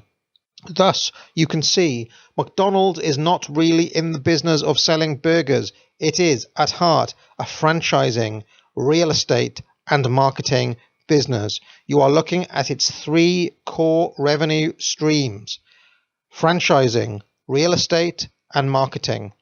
And all of these streams are extremely stable since they all come from franchisees. As a comparison, those 2,636 stores that McDonald's operate themselves give them only a 16% margin, but McDonald's keep around 82% of the revenue they make from their franchisees. Now, for all this, you, the franchisee, are provided with a McDonald's field consultant who can give you support and come and visit your franchise. Yes, that's right. McDonald's do not provide you with burgers, buns, or staff. You acquire and pay for all of those yourself. Feeling a bit shortchanged? Well, why does anybody do this? Well, one reason that people invest in a McDonald's franchise is because the margins on the product that you will be selling are very high. McDonald's can leverage its huge brand name to secure extremely low rates from their preferred suppliers. For example, it is estimated that the margin on the McDonald's Quarter Pounder with cheese is over 40%. It costs $3.89 to buy a Quarter Pounder in your typical McDonald's restaurant, which means the per unit wholesale price of all the ingredients must be in the region of $2.33. So every Quarter Pounder sold makes a return of $1.56 less the cost of land and labour. It's estimated that the typical McDonald's restaurant makes around $7,000 a day. To keep things simple, because I just want to give you a rough idea of the running costs and the margins, let's just pretend that we are selling Quarter Pounders only.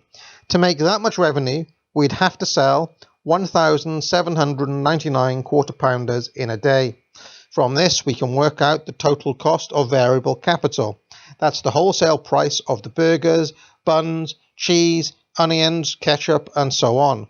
We know it's $2.33 per unit.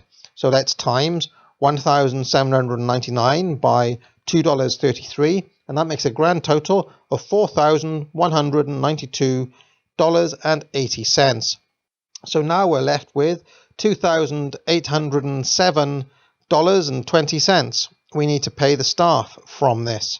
On a busy day, it's estimated that you'd need 12 staff roles, but this is not a busy day, this is an average day. So let's say we have 8 shifts with you, the franchisee, acting as the store manager yourself. 2 minions on the till for 8 hours, 3 minions in the kitchen, 1 minion on fries, and 2 minions mopping up and in the back room. We'll put them on, let's say, $9 an hour. So what does that come to?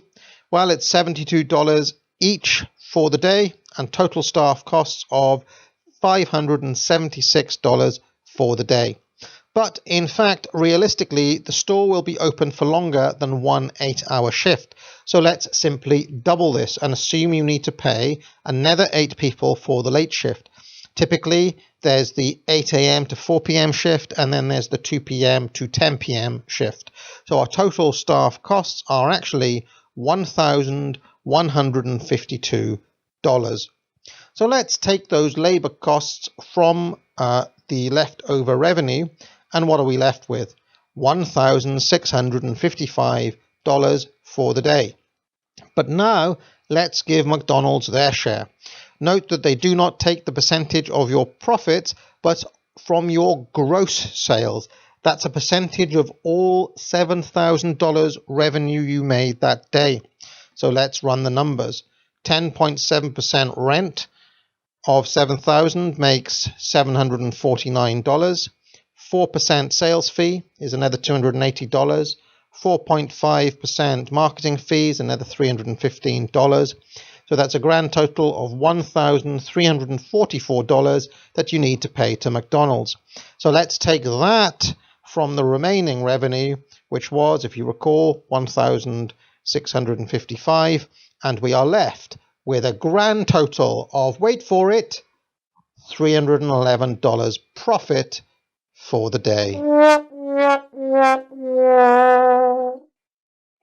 Now assume you do this for 7 days a week and you're looking at $2,177 for the week. $8,708 a month and $104,496 a year. I mean, it's okay, but I don't think it's a mega investment given all the costs and the work and the hours that you'd have to put in. However, bear in mind that this is all assuming that this restaurant only ever has average days, and in reality there'd be some days of massively increased sales, typically Saturdays at lunchtimes, for example, and certain special occasions in the calendar. But there are some other snags. If McDonald's want to change the look and feel of their restaurants, they can get very demanding with franchisees to pay the costs of fixing the interiors. All of the fixed capital costs, that's the kitchen equipment, the seating, the decor, and so on, is always on the franchisee to pay. But McDonald's can pressure you into spending on these things on pain of contract termination, citing their terms and conditions. Also, since franchisees pay the wages of staff and not McDonald's, recent protests demanding that McDonald's pay their staff $15 an hour target entirely the wrong people. McDonald's do not have a particular incentive not to virtue signal in such situations, especially as they look to retain confidence from shareholders and investors. So it's possible that McDonald's do not oppose or lobby such government-mandated hikes in wages because it is ultimately the franchisee who is hit by it, not McDonald's. Just something else to be aware of. But all in all, despite the high startup costs and the seemingly high fees and rates, getting involved in a McDonald's franchise still looks to be a near guaranteed return on investment, but perhaps not as much as you might think. Now guess out. I'm sure most people watching this will have some idea that China has dominated the steel industry for the past couple of decades, but in this video I want to take a closer look and ask to what end. First, I was interested to know what the costs of steel production are. I found this from a website called steelonthenet.com, the average per ton costs of producing steel. To make this simpler to see, I've converted all these numbers into percentages. As you can see, the two biggest costs are iron ore and coal, which account for 60% of the total, with another 20% going to variable capital costs consisting of other materials like fluxes, ferroalloys, and so on, and another 7% going on steel scrap. So that's 87% of the total cost on raw materials. For some reason, people seem to imagine that labour and energy are the big differentiators here. But as you can see, they account for only 9% of the total costs, with the remainder going on transportation. China appear to pay all of these prices. We know this from the dollar revenues of their top importers. So, for example, in iron ore, China buys $45.21 billion from Australia, $18.7 billion from Brazil, and then smaller amounts from South Africa, India, and Iran. China also buys $10.7 billion of coal from Australia, and then sources the rest regionally from countries on its doorstep, like Indonesia, Mongolia, and Russia. So China does pay the market rates for raw materials. You might imagine that it can get its per unit cost down through cheap labour, but that is no longer the case. The average factory worker in China now earns $3.50 an hour. That's 5 times the rate of a factory worker in India, on par with workers in Portugal and South Africa.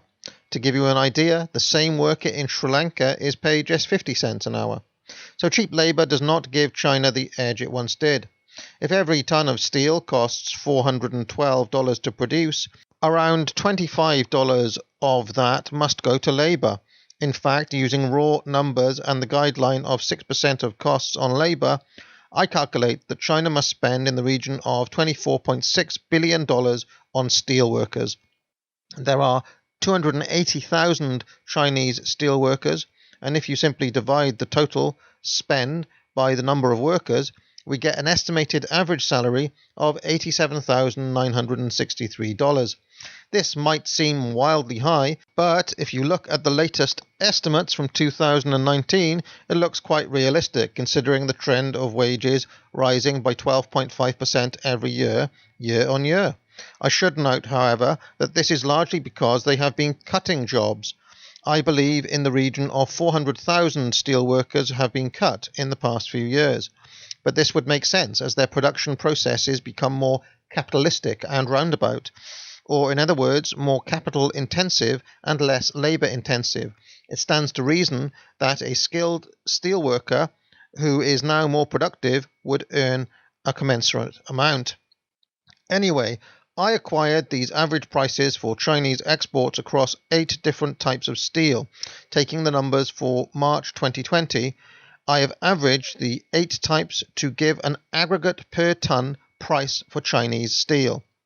That's $494, which is about 20% above the average cost of steel production, according to the earlier numbers. It seems that around 20% margin is normal in steel production, so these numbers are at the very least in the right ballpark. Now, this is where things get interesting. China produces 996 million tons of steel every year. If you convert that to a dollar amount using our $494 per ton average price, that's $492.191 billion worth of steel every year. But China only exports $48.4 billion of steel every year. So what is happening to the rest of it? Well, they consume 900 million tons of steel themselves in infrastructure projects on which China is currently spending $7.5 trillion every year. That's right, $7.5 trillion on constructing buildings, roads, bridges, and whatever else. To put this into perspective, last year, China's total exports, that is all products, everything in the shops with made in China on it, everything came to $2.5 trillion. So China is spending 3 times more than its total exports on infrastructure. In fact, total Chinese GDP is $13.6 trillion, which means they are spending the equivalent of over 55% of their total GDP on infrastructure. Now, I don't know about you, but to me this seems like total madness, and the sheer scale of it might allay some fears about Chinese economic dominance. This is Keynesianism gone mad. If you want a deeper dive into this, my friend Radical Liberation recently did a whole 2-hour live stream on it, and I've linked it in the show notes. Be sure to like this video and subscribe, and if you really like my content, maybe consider joining the channel or donating or maybe even buy a mug. I am grateful for all of your support. Now get out. A while back, I asked my Twitter followers if they knew the difference between the chairman of a company and the CEO. I was a little surprised when over 48% said they did not, so in this video I'm going to rectify that. Meet Dave. He has long had this idea that there's a gap in the market for children's toys. He's enthusiastic about dinosaurs and specifically the Brachiosaurus. He thinks that there's money to be made here. If only there was a product like this, I am sure people would buy it, he says. But Dave is not a rich man himself. He does not have a huge number of assets, and certainly not enough to start industrial-scale production of dinosaur toys. And so Dave sets about attracting capital from venture capitalists and applies for a business loan from the bank. He is able to gain backers and to get the loan, and this money becomes his startup capital. Dave has become the founder of Brachiosaurus Toys Inc. Now he sets about spending and converting his startup funds into the assets he requires to set up the operations of his new venture. He acquires land by buying a factory. He acquires labor by hiring workers and managers. He acquires fixed capital in the form of equipment for the factory and capital goods in the form of oil and whatever else it is that you need to make plastic toys. At this juncture, there needs to be some serious operational organization in this company. Dave needs to appoint an executive team, sometimes also called a leadership team, to manage these operations. And the top and most senior person in such a structure is called the CEO. If you like the content on this channel, sign up for a course on the academic agency. I'm now offering Foundations of Economics. Click on the link in the show description and level up your econ knowledge. Now, in many cases, the founder, in our example, Dave Jones here, takes the seemingly natural step of appointing themselves as the CEO as well. So Dave Jones becomes the CEO of Brachiosaurus Inc. But this is not necessarily the case. For whatever reason, Dave Jones might decide he's not the right person to lead this company, even though it was his idea. So he appoints Peter Smith to be the CEO instead, while retaining ownership of the company. In this situation, Peter Smith would be in direct charge of the company, while Dave Jones, as the owner, would be able to fire and replace Smith as he saw fit. I think you can see here why this situation, while not entirely unheard of, is nonetheless quite rare. Anyway, it does not really matter who is the CEO for our purposes. Let's pretend it's Dave Jones, and he steers the company to record growth. He's making a real success of this dinosaur toy business, and the company is on the up and up. However, to make it really big, to step up to the next level, Jones needs to expand his operations. He needs a big injection of cash way beyond the company's means to open up several new factories in China and India. Well, now Brachiosaurus Inc. is big enough to issue an IPO. That's an initial public offering by hiring the services of an investment bank, who then sell these shares on the stock market.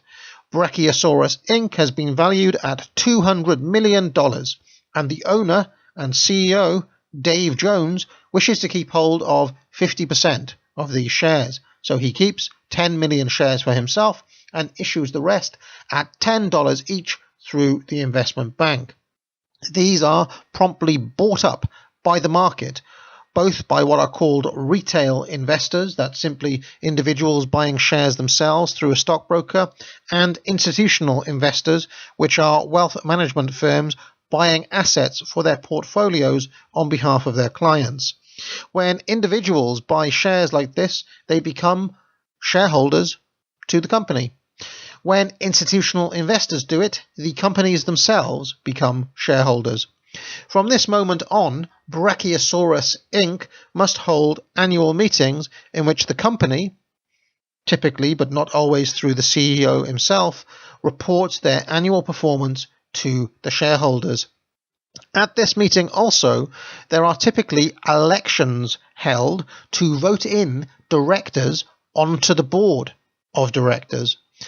The potential directors would have been invited or nominated to sit on the board, and the shareholders then vote to ratify the election. The board of directors is there to ensure the company is accountable to its shareholders, that the company is being run within the corporate governance guidelines, that everything is above board and legal, and that it is functioning as well as it possibly can be, again, in the interests of the shareholders. The directors can be independent. And if they are often called non-executive directors, which means that they are not employees of the company. Or directors can be employees of the company, typically holding senior positions at C-level, chief technology officer or chief finance officer. It is considered best practice for directors to be independent and not employees. The board can also set or review the CEO's pay, and in some cases hire and fire the CEO. It is also responsible for reviewing its own makeup and recruiting new directors to be ratified at the annual shareholder meeting by election. The board of directors will meet a few times a year, typically anywhere between 3 and 15 times. Note that if the directors are independent, which is to say not employees of the company, they will be paid a compensation sum for this work.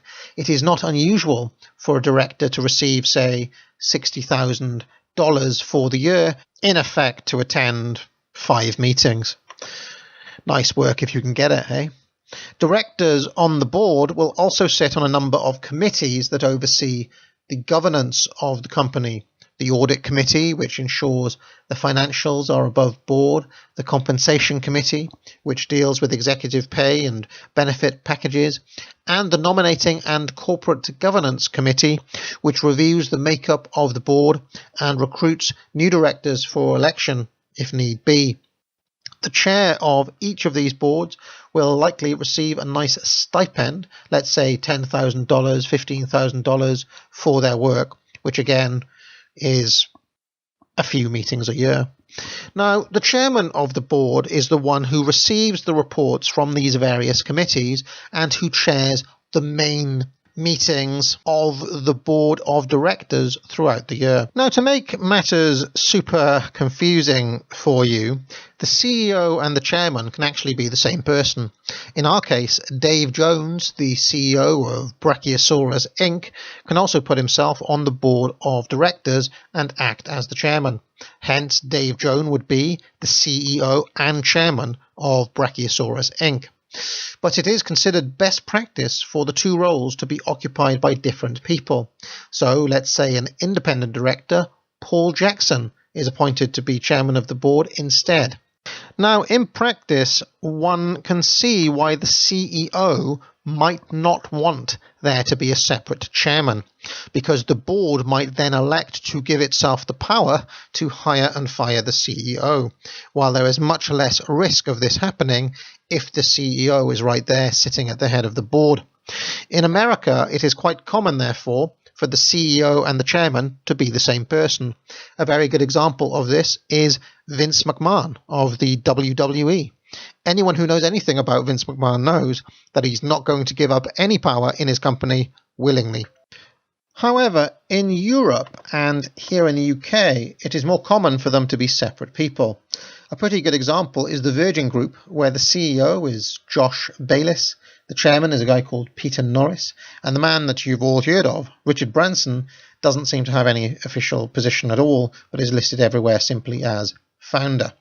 So hopefully now you will all have a better understanding of what these titles mean. Now, before we finish, my good buddy Nathan Hood has a special announcement. Recently, my friend the academic agent has created a new online course entitled The Foundations of Economics. This promises to be a fantastic and thorough primer in the basics of economics, which will be accessible and advantageous to both beginners and seasoned experts. There will be many who would love to take such a course and for whom it could be an important stepping stone in their intellectual development, but are unable to in such times of present financial hardship. For this reason, I would like to offer one person the chance to take this course with all their fees paid. To have a chance of winning this scholarship, you will need to write 200 words on how taking this course will benefit you, and a 1500-word essay on any area of philosophy, theology, politics, or history. The best combination of the two will be awarded the scholarship in due course. Please submit by the 19th of October 2020. You can ask for my email address via Twitter. I really look forward to reading your applications soon.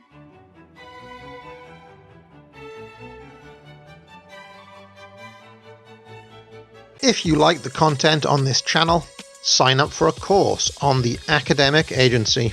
I'm now offering Foundations of Economics. Click on the link in the show description and level up your econ knowledge. Be sure to like this video and subscribe, and if you really like my content, maybe consider joining the channel or donating or maybe even buy a mug. I am grateful for all of your support. Now get out. I'm making this video at the request of my longtime friend Sargon of Akkad, aka Carl Benjamin, who said in a private message that it is my quote moral imperative to review this video. I have no idea who Kyle Kalinske is, and neither do I care, but this is a good teaching moment for some Econ 101. I won't play the first half of the video because it is mainly a clip from Tucker Carlson responding to the economic turmoil in the US.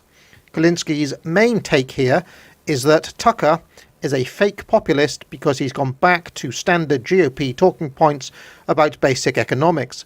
I am not interested in this aspect of the video. Instead, I want to focus on Kalinske's own economic takes in response. So let's make a start. The government is paying people to stay home. This is standard right-wing economic bullshit that could have been delivered by Ben Shapiro. It could have been delivered by George W. Bush. This is trickle-down Reaganomics garbage. Garbage is what this is. The government is paying people not to work. So which thing are you against? Unemployment insurance? The stimulus checks? Which thing are you against? I'm very curious, Tucker. Please, be specific. Which things would you say scale back on that? So in other words, instead of saying, hey, yeah, people are getting some money because we have a pandemic and so many people lost their job and so many people are screwed, instead of looking at people who are struggling and say, yes, help them out, cut them a check, and oh my God, people aren't going back to work. Hey, businesses, you should raise wages to incentivize these people to go back to work. What does he do? He's insinuating or implying, like, we shouldn't have done either the unemployment insurance or the stimulus checks. Tucker's basic point here is that the rate at which people are being paid to sit at home is above the rate at which they would take a job.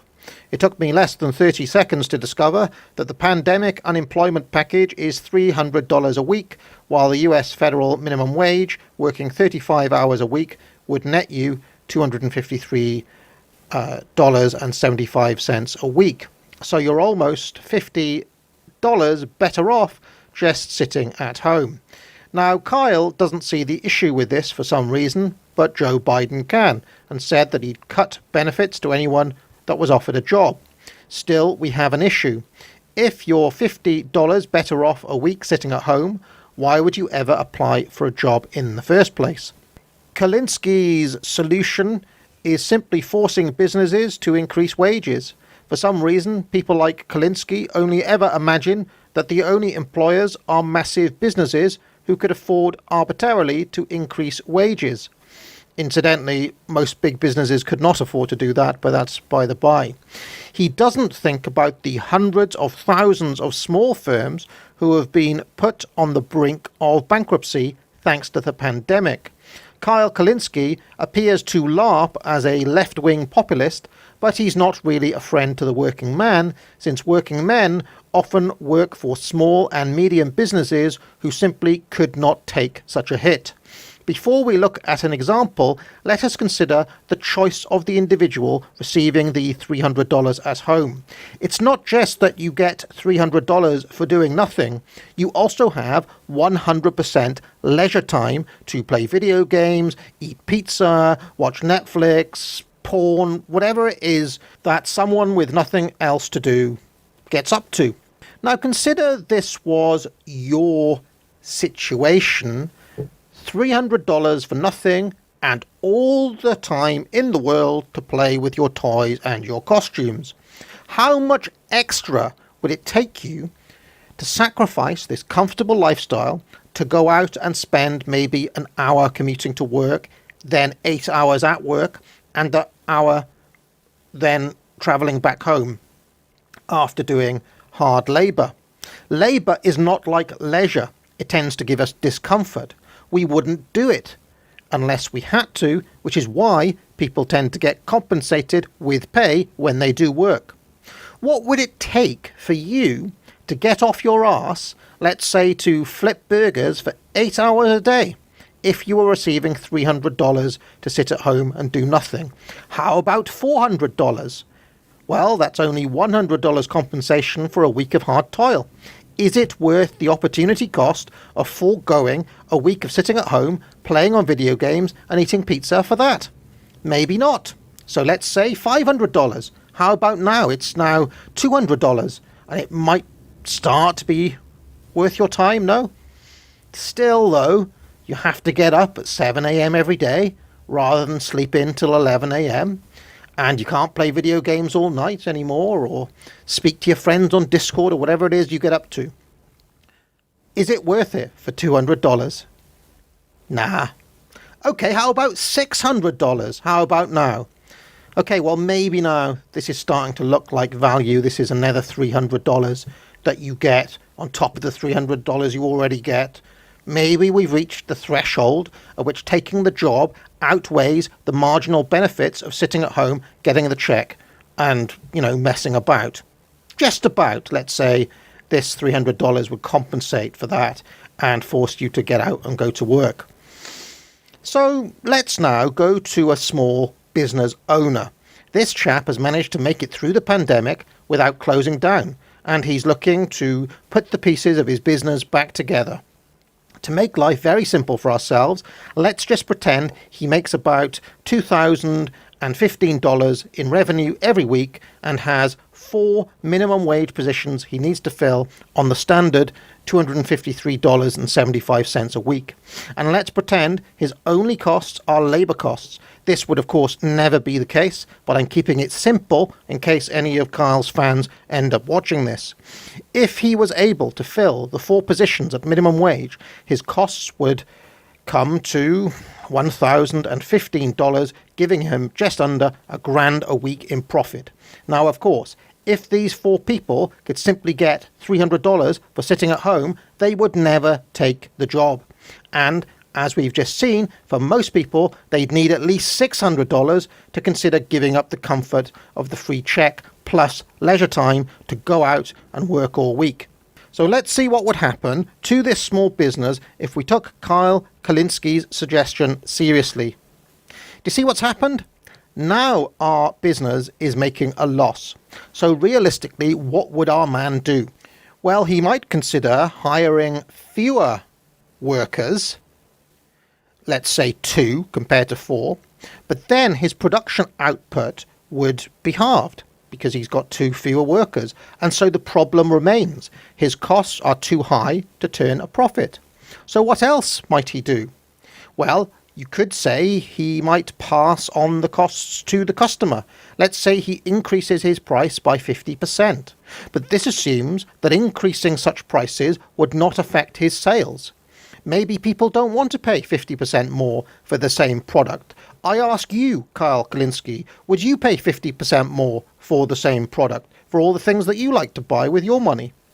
Note that if this business owner can raise the prices, what you're seeing here is inflation.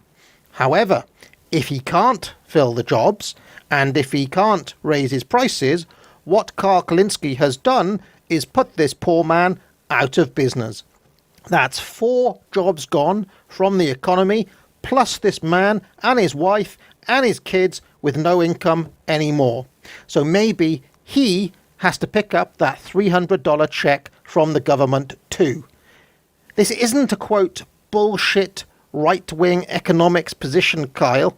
It's reality, and you want to try living in it sometime. Just tell businesses to raise wages. incentivize them to get back to work. I thought incentives were what people cared about, right? This is what you hear from right-wingers. Oh, you got to incentivize it. A good way to incentivize it is to pay them more to work. Not, hey, take away the bare minimum help that we've given people. Make people suffer more, take away the unemployment insurance or take away the stimulus checks. But again, this is what he's implying here. And then, the full right-wing positions are, he says, when you print too much fake money, inflation is coming, and that's going to be a problem. Guys, this is Austrian economics nonsense. That's what this is. So in other words, he's not taking the modern monetary theory position or the Keynesian position. That would be the populist position. One of those two, that would be the populist position. He's taking the Austrian economics position. As a matter of principle, the government, can't increase capital flow into the society and into the private market. You can't print fake money, as he says. You can't do stimulus in an economic downturn because that by definition is bad because it by definition will lead to inflation. That's just fundamentally not true. Well, just as a matter of fact, the US has experienced inflation, the highest since 2008. Note that this is 10 days after the so-called expert in which Kyle places such trust, Janet Yellen, said that she didn't foresee Biden's plan causing inflation. So, shows what the experts know. And the evidence for that is what happened during the Great Depression. What happened during the Great Depression? So FDR comes in, does the New Deal, does these massive spending programs during a giant economic downturn, during a depression, a literal Great Depression, and it didn't lead to inflation. It helped the economy get back on its feet, and it helped the American people. FDR's policy didn't work, though. Unemployment remained a problem right through the period, as shown in this graph taken from Galloway and Vedder. It was only really World War II that ended unemployment, and that's because the government ended up just sticking everybody in the army. I have covered this in depth elsewhere on the channel, but the New Deal on its own terms did not work. As Galloway and Vedder have shown, unemployment stayed at over 12.5% for the entire 1930s. This is not an economic recovery to boast about in any way. Of course, you would not know this from Kalinski's bluster. Furthermore, the problem they faced in the 1930s wasn't inflation but deflation. The Austrian analysis is that deflation is not actually an issue. Prices were lowering in the 1930s because businesses were trying to boost their flagging sales. And so the Austrians would argue that this readjustment process needs to happen, and then as sales pick up, maybe the prices will start to pick up again, and we get closer to the stable market conditions. But the Keynesian analysis, which Kyle is supposed to be following here, is that deflation is a problem of aggregate consumer demand. And so the way to boost this, according to the Keynesians, is through stimulus packages to encourage people to spend at constant or slightly rising prices rather than having all the businesses slashing their prices. While they did not solve the unemployment problem, as we have seen, they did at least reverse the deflation to inflation, as you can see here. Now, again, the Austrian analysis is that you shouldn't do anything, that this was actually a mistake to do this, but at least on their own terms, they stopped the deflation, which they saw as a great problem. So on their own terms, they were successful at turning that around. The situation today is nothing like the 1930s because we're not experiencing deflation. In fact, we've had half of the economy artificially shut down by the government at the same time as we've had a great increase in the money supply. And if I was going to compare it to anything at all, it would be the stagflation that we saw in the 1970s, where we had this situation of increased money supply, unemployment, and rising prices all at the same time. This is called stagflation. In other words, we're experiencing inflation as the economy is not doing very well.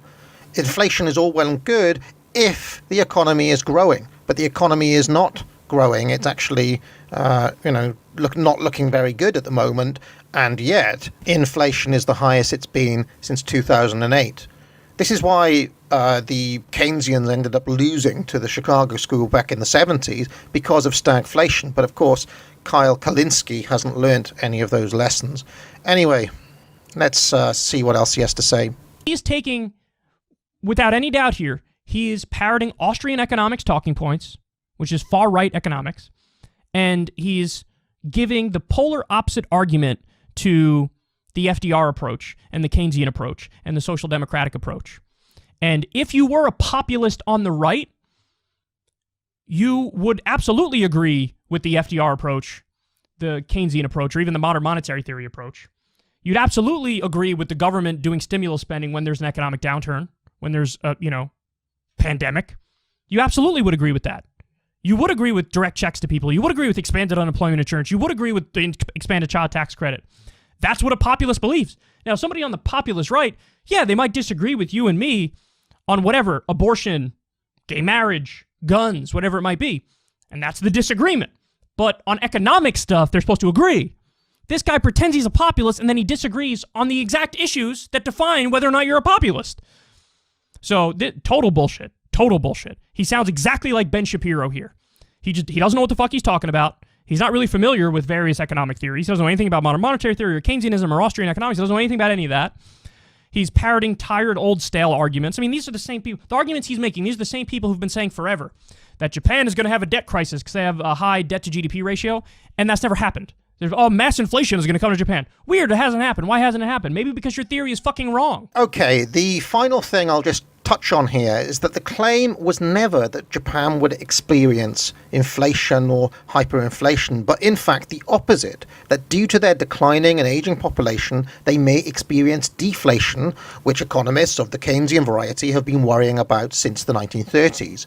But if you look at the numbers, the analogy to Japan by Kulinski here is wildly misplaced. Notwithstanding their debt to GDP ratio, which is mainly domestic lending and did not come from an expansion of credit or of the money supply, Japan's monetary policy has actually been extremely conservative since the early 1990s. As these graphs show, the M1 and M2 money supply has been almost flat since 1993, and as a result, their consumer price index, or in other words, their inflation rate, has remained reasonably flat for almost 3 decades. This can be put into perspective when you consider that the much mooted 1980s boom in the Japanese economy was largely an illusion, a kind of sugar rush caused by a too liberal monetary policy in the early 1980s and the late 1970s. Note this graph here, which shows that Japan was simply printing yen in the early 80s, which caused an illusionary boom and then, of course, a crash, just as Austrian business cycle theory would predict. In fact, we've seen this before in history. Do you remember when? Right here in the 1920s in America, when the madness of the 1920s bubble was caused by the Fed turning on the money taps. In other words, the Wall Street crash was just your typical credit expansion bubble. And this is largely what happened in Japan in the 1980s too. Okay, if you're a Carl Kulinski fan, I hope you've learned something today. And you too, Carl. Now get out. If you like Academic Agent's content on this channel, sign up for a course on the Academic Agency. He's now offering Foundations of Economics. Click the link in the show description and level up your econ knowledge. Be sure to like this video and subscribe. And if you really like my content, maybe consider joining the channel or donating or maybe even buy a mug. I am grateful for all of your support. Now get out. Well, hello everyone. Why am I making a video today about Alabama and Japan? It's a very unusual comparison to make. Well, the reason is because on my timeline on Twitter earlier on today, I came across this tweet by Richard Hanania. I have no idea who Richard Hanania is, but he was posting something that sniffed like BS to me. And if you know anything about this channel, I don't like BS, friends. He posted The demographics is destiny crowd and those who think IQ is everything have no explanation for why Alabama is richer than Japan. Now, I will just go on record to say I am not part of the IQ is everything crowd, as long-time watchers of this channel know. And I also wrote a Substack article against the idea that demographics is destiny based on my elitist analysis of world history, which you can have a look at in your Substack. The reason that I sniffed BS here was the claim that Alabama is richer than Japan. Now, I don't know. Up front, like a priori, I didn't know which place is richer. But I had an idea that the reliance on GDP per capita statistics to prove such a point is not very good. And when I have an inkling like that, I'm like a dog with a bone. So my autism kicked in and I went down a little rabbit hole and pulled up some stats. If you're wondering, Richard Hanania was posting his own Substack article called Diversity Really Is Our Strength. Immigration Destroys Social Cohesion. Good. Which, tells you everything, I suppose. But his argument here is that the right need to embrace free markets once again, because if you have a look at GDP per capita statistics from 2014, pretty much every US state outranks most European nations and places like Japan. And he's picked on Japan, of course, because Japan has low immigration and is one of the countries that people on the right tend to champion as a model for how to do things. Now, the reason I want to make this video is because, all right, he may have a point here, but do these statistics tell you the whole story? My argument is that they do not. And if you go back to the days where I taught people basic economics on this channel, where you can still do my course, Foundations of Economics, which I recommended that Richard do right here, economics really should be a measure of real flesh and blood human beings and not of aggregate statistics like GDP. The GDP per capita is not a very good metric for all sorts of reasons. One reason, for example, which Richard Hanania probably knows but has omitted to mention in his article, is that GDP includes all government spending. GDP is just a kind of gross statistic for all of the financial transactions in the market, plus government spending and a whole bunch of other stuff. And GDP per capita is simply the population, that number, whatever the GDP top line number is, divided by the total number of people. It's not a very good metric at all.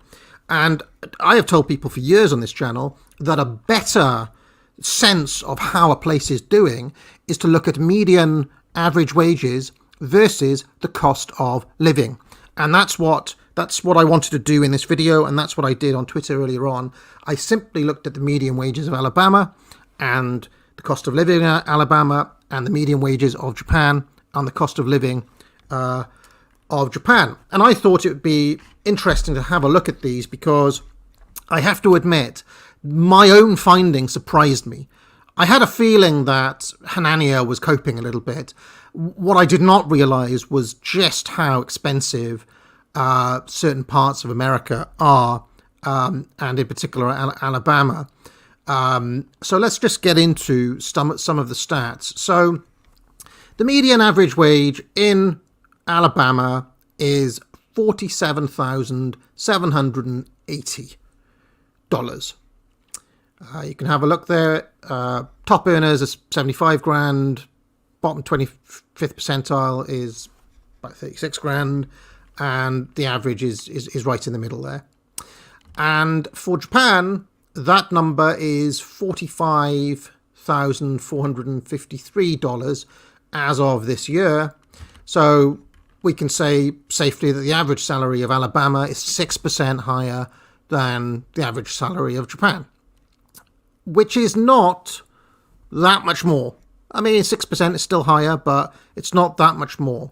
So the real proof of the pudding, you know, if Hananiah's argument is correct, the diversity is our strength, Alabama being a very diverse state, Japan being not a very diverse country, the cost of living in Alabama should, you know, be better. You should get more bang for your buck on the ground. You know, that 6% higher salary should also translate into actual goods and services. Is that what we see? Well, the cost of living in Alabama is a whopping $39,657 per year, and that is for a typical single individual. That's not even a family statistic, by the way. That is per individual. So just to live in Alabama costs around 40 grand a year, which is a staggeringly high number, incidentally. So much so I had to double take when I was looking at these stats earlier on. And as we'll get on to later in the video, I was double checking these against like people who live in Alabama and people who live in Japan on Twitter, just because I refused to believe some of the numbers I was seeing. But apparently it is that expensive. In Japan, it was a bit more difficult to get this number. I found the number of the cost of living without rent, which for a single individual, if you have a look, it's the second number, not the number that's highlighted, $855 a month. If you times that by 12, you get $10,265 a month. And then I had to look up the cost of rent separately. I'll just mention here that this is the list of goods that I posted on Twitter earlier on, because I was like, surely a loaf of bread is not $3 in Alabama. Surely it doesn't cost $4 for eggs, for example. But apparently it does. A lot of people said that the cost of goods and groceries in American supermarkets is really much higher than anybody would expect. And this really surprises me, because I have memories of going to America in the 90s where I was just amazed by how cheap everything was in the supermarket. So my perception has always been that America is cheap to buy stuff, but not anymore. And apparently, for whatever reasons, Alabama in particular is extremely expensive, as several locals told me. You know, they were saying things like, as somebody from Alabama, these numbers are not surprising at all. I did a few calculations here. So just using those raw top line numbers of median wages, assuming a 40-hour working week, I calculated a kind of real kind of average hourly wage for Alabama and Japan. For Alabama, it's about $23 an hour. For Japan, just under $22 an hour. And using those stats on the previous page, you can see that bread in Alabama is 12.6% of your average hourly wage, and bread in Japan is 7.2%. Eggs in Alabama are 16%. You know, if you work an hour, 16% of that hour will be taken to buy one box of eggs, while in Japan it's 8.5%. So almost half the price in Japan. And you can see the value of doing this exercise.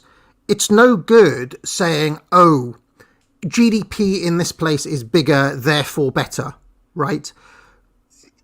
Really, what you care about are these percentages here. How many eggs is my money going to buy? How much bread is my money going to buy? This is true economics, what I'm showing you right here. Whereas the actual nominal prices that you see on things are neither here nor there. You could triple all of these numbers or halve all of these numbers. The only actual numbers that matter are the exchange ratios between money and actual goods. Okay, I'm giving Richard Hanania a free lesson in economics here because he needs one. So here's another stat that I found. This is the annual rent in Japan. That comes to $10,000 a year, just over $10,000 a year. And the way I've come up with that number, by the way, is I have averaged together the price of all of these. So they've got the price of a 1-bedroom apartment in the city, 1-bedroom apartment outside of the city, 3-bedroom apartment in the city, 3-bedroom apartment outside of the city. And I've basically averaged all those together to get 10,065 a year. I added them all together, I times it by 12. I averaged it, I times it by 12, and that's how I've got that 10,000. So, bearing in mind that these statistics are for a single individual, we are kind of, that 10,000 number I'm giving is probably on the high side, right? That is kind of somewhere in the middle of a 1-bedroom apartment and a 3-bedroom apartment, and I've kind of split the odds here. So, that number, it could be a high ball, it could be a low ball, but an average is an average, okay? That means that the combined annual cost of living in Japan are $20,000 a year versus almost 40 grand a year that we saw in Alabama. A lot of those costs, by the way, in Alabama are in housing. Now, this surprised me a lot because in my mind, Alabama is a big rural state with lots of land. Yet, and Japan is a small, crowded island. So, stereotypically you'd say, well, Alabama's got a lot of land, so the land should be cheaper. Japan has got a lot of people and not a lot of land, so it should be more expensive. But if you have a look, the cost of housing in Alabama is about 55% more on average. They even have cheaper internet in Japan. So I kind of expected the cheaper internet, but I did not expect the apartments to be cheaper in Japan. So that means that the difference between the cost of living in Alabama and the cost of living in Japan is about 48.7%. Based on these calculations I've done. Remember, those are the costs for a single individual living. Single individual.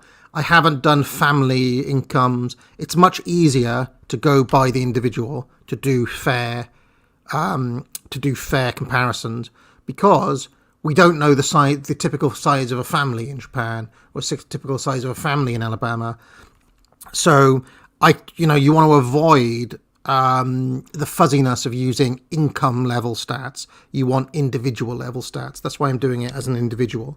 And it comes out Japan is just a lot cheaper than Alabama. And that translates into a lot more disposable income. Your typical person in Alabama on an average wage with an average cost of living is only going to be left with about 9 grand at the end of the year. Whereas in Japan, the same average working man, let's say a 25-year-old without a family, something like that, or a 30-year-old, say, let's be more realistic, might end up with 25 grand at the end of the year. So, bearing in mind that Richard Hanania's whole premise was, how is Alabama so much richer than Japan? How it'll lead you to believe that the average Alabamian is better off than the average Japanese person. But that's clearly not true. It's clearly not true. They have less money left over when all other costs are accounted for. They're getting less bang for their buck in the shops. I've shown you the numbers. And if you have a look at cost of living as a percentage of average wages, typical person in Alabama is spending over 80% of their income just to live, whereas the typical person in Japan is spending less than half their income just to live. So I ask you, friends, who is really wealthier, the Japanese or the people in Alabama? All right, let me know your thoughts and comments below. Like I mentioned, you can take courses at the academic agency. Foundations of Economics, obviously relevant to this video. Other courses are available, but most importantly of all, ladies and gentlemen, get out.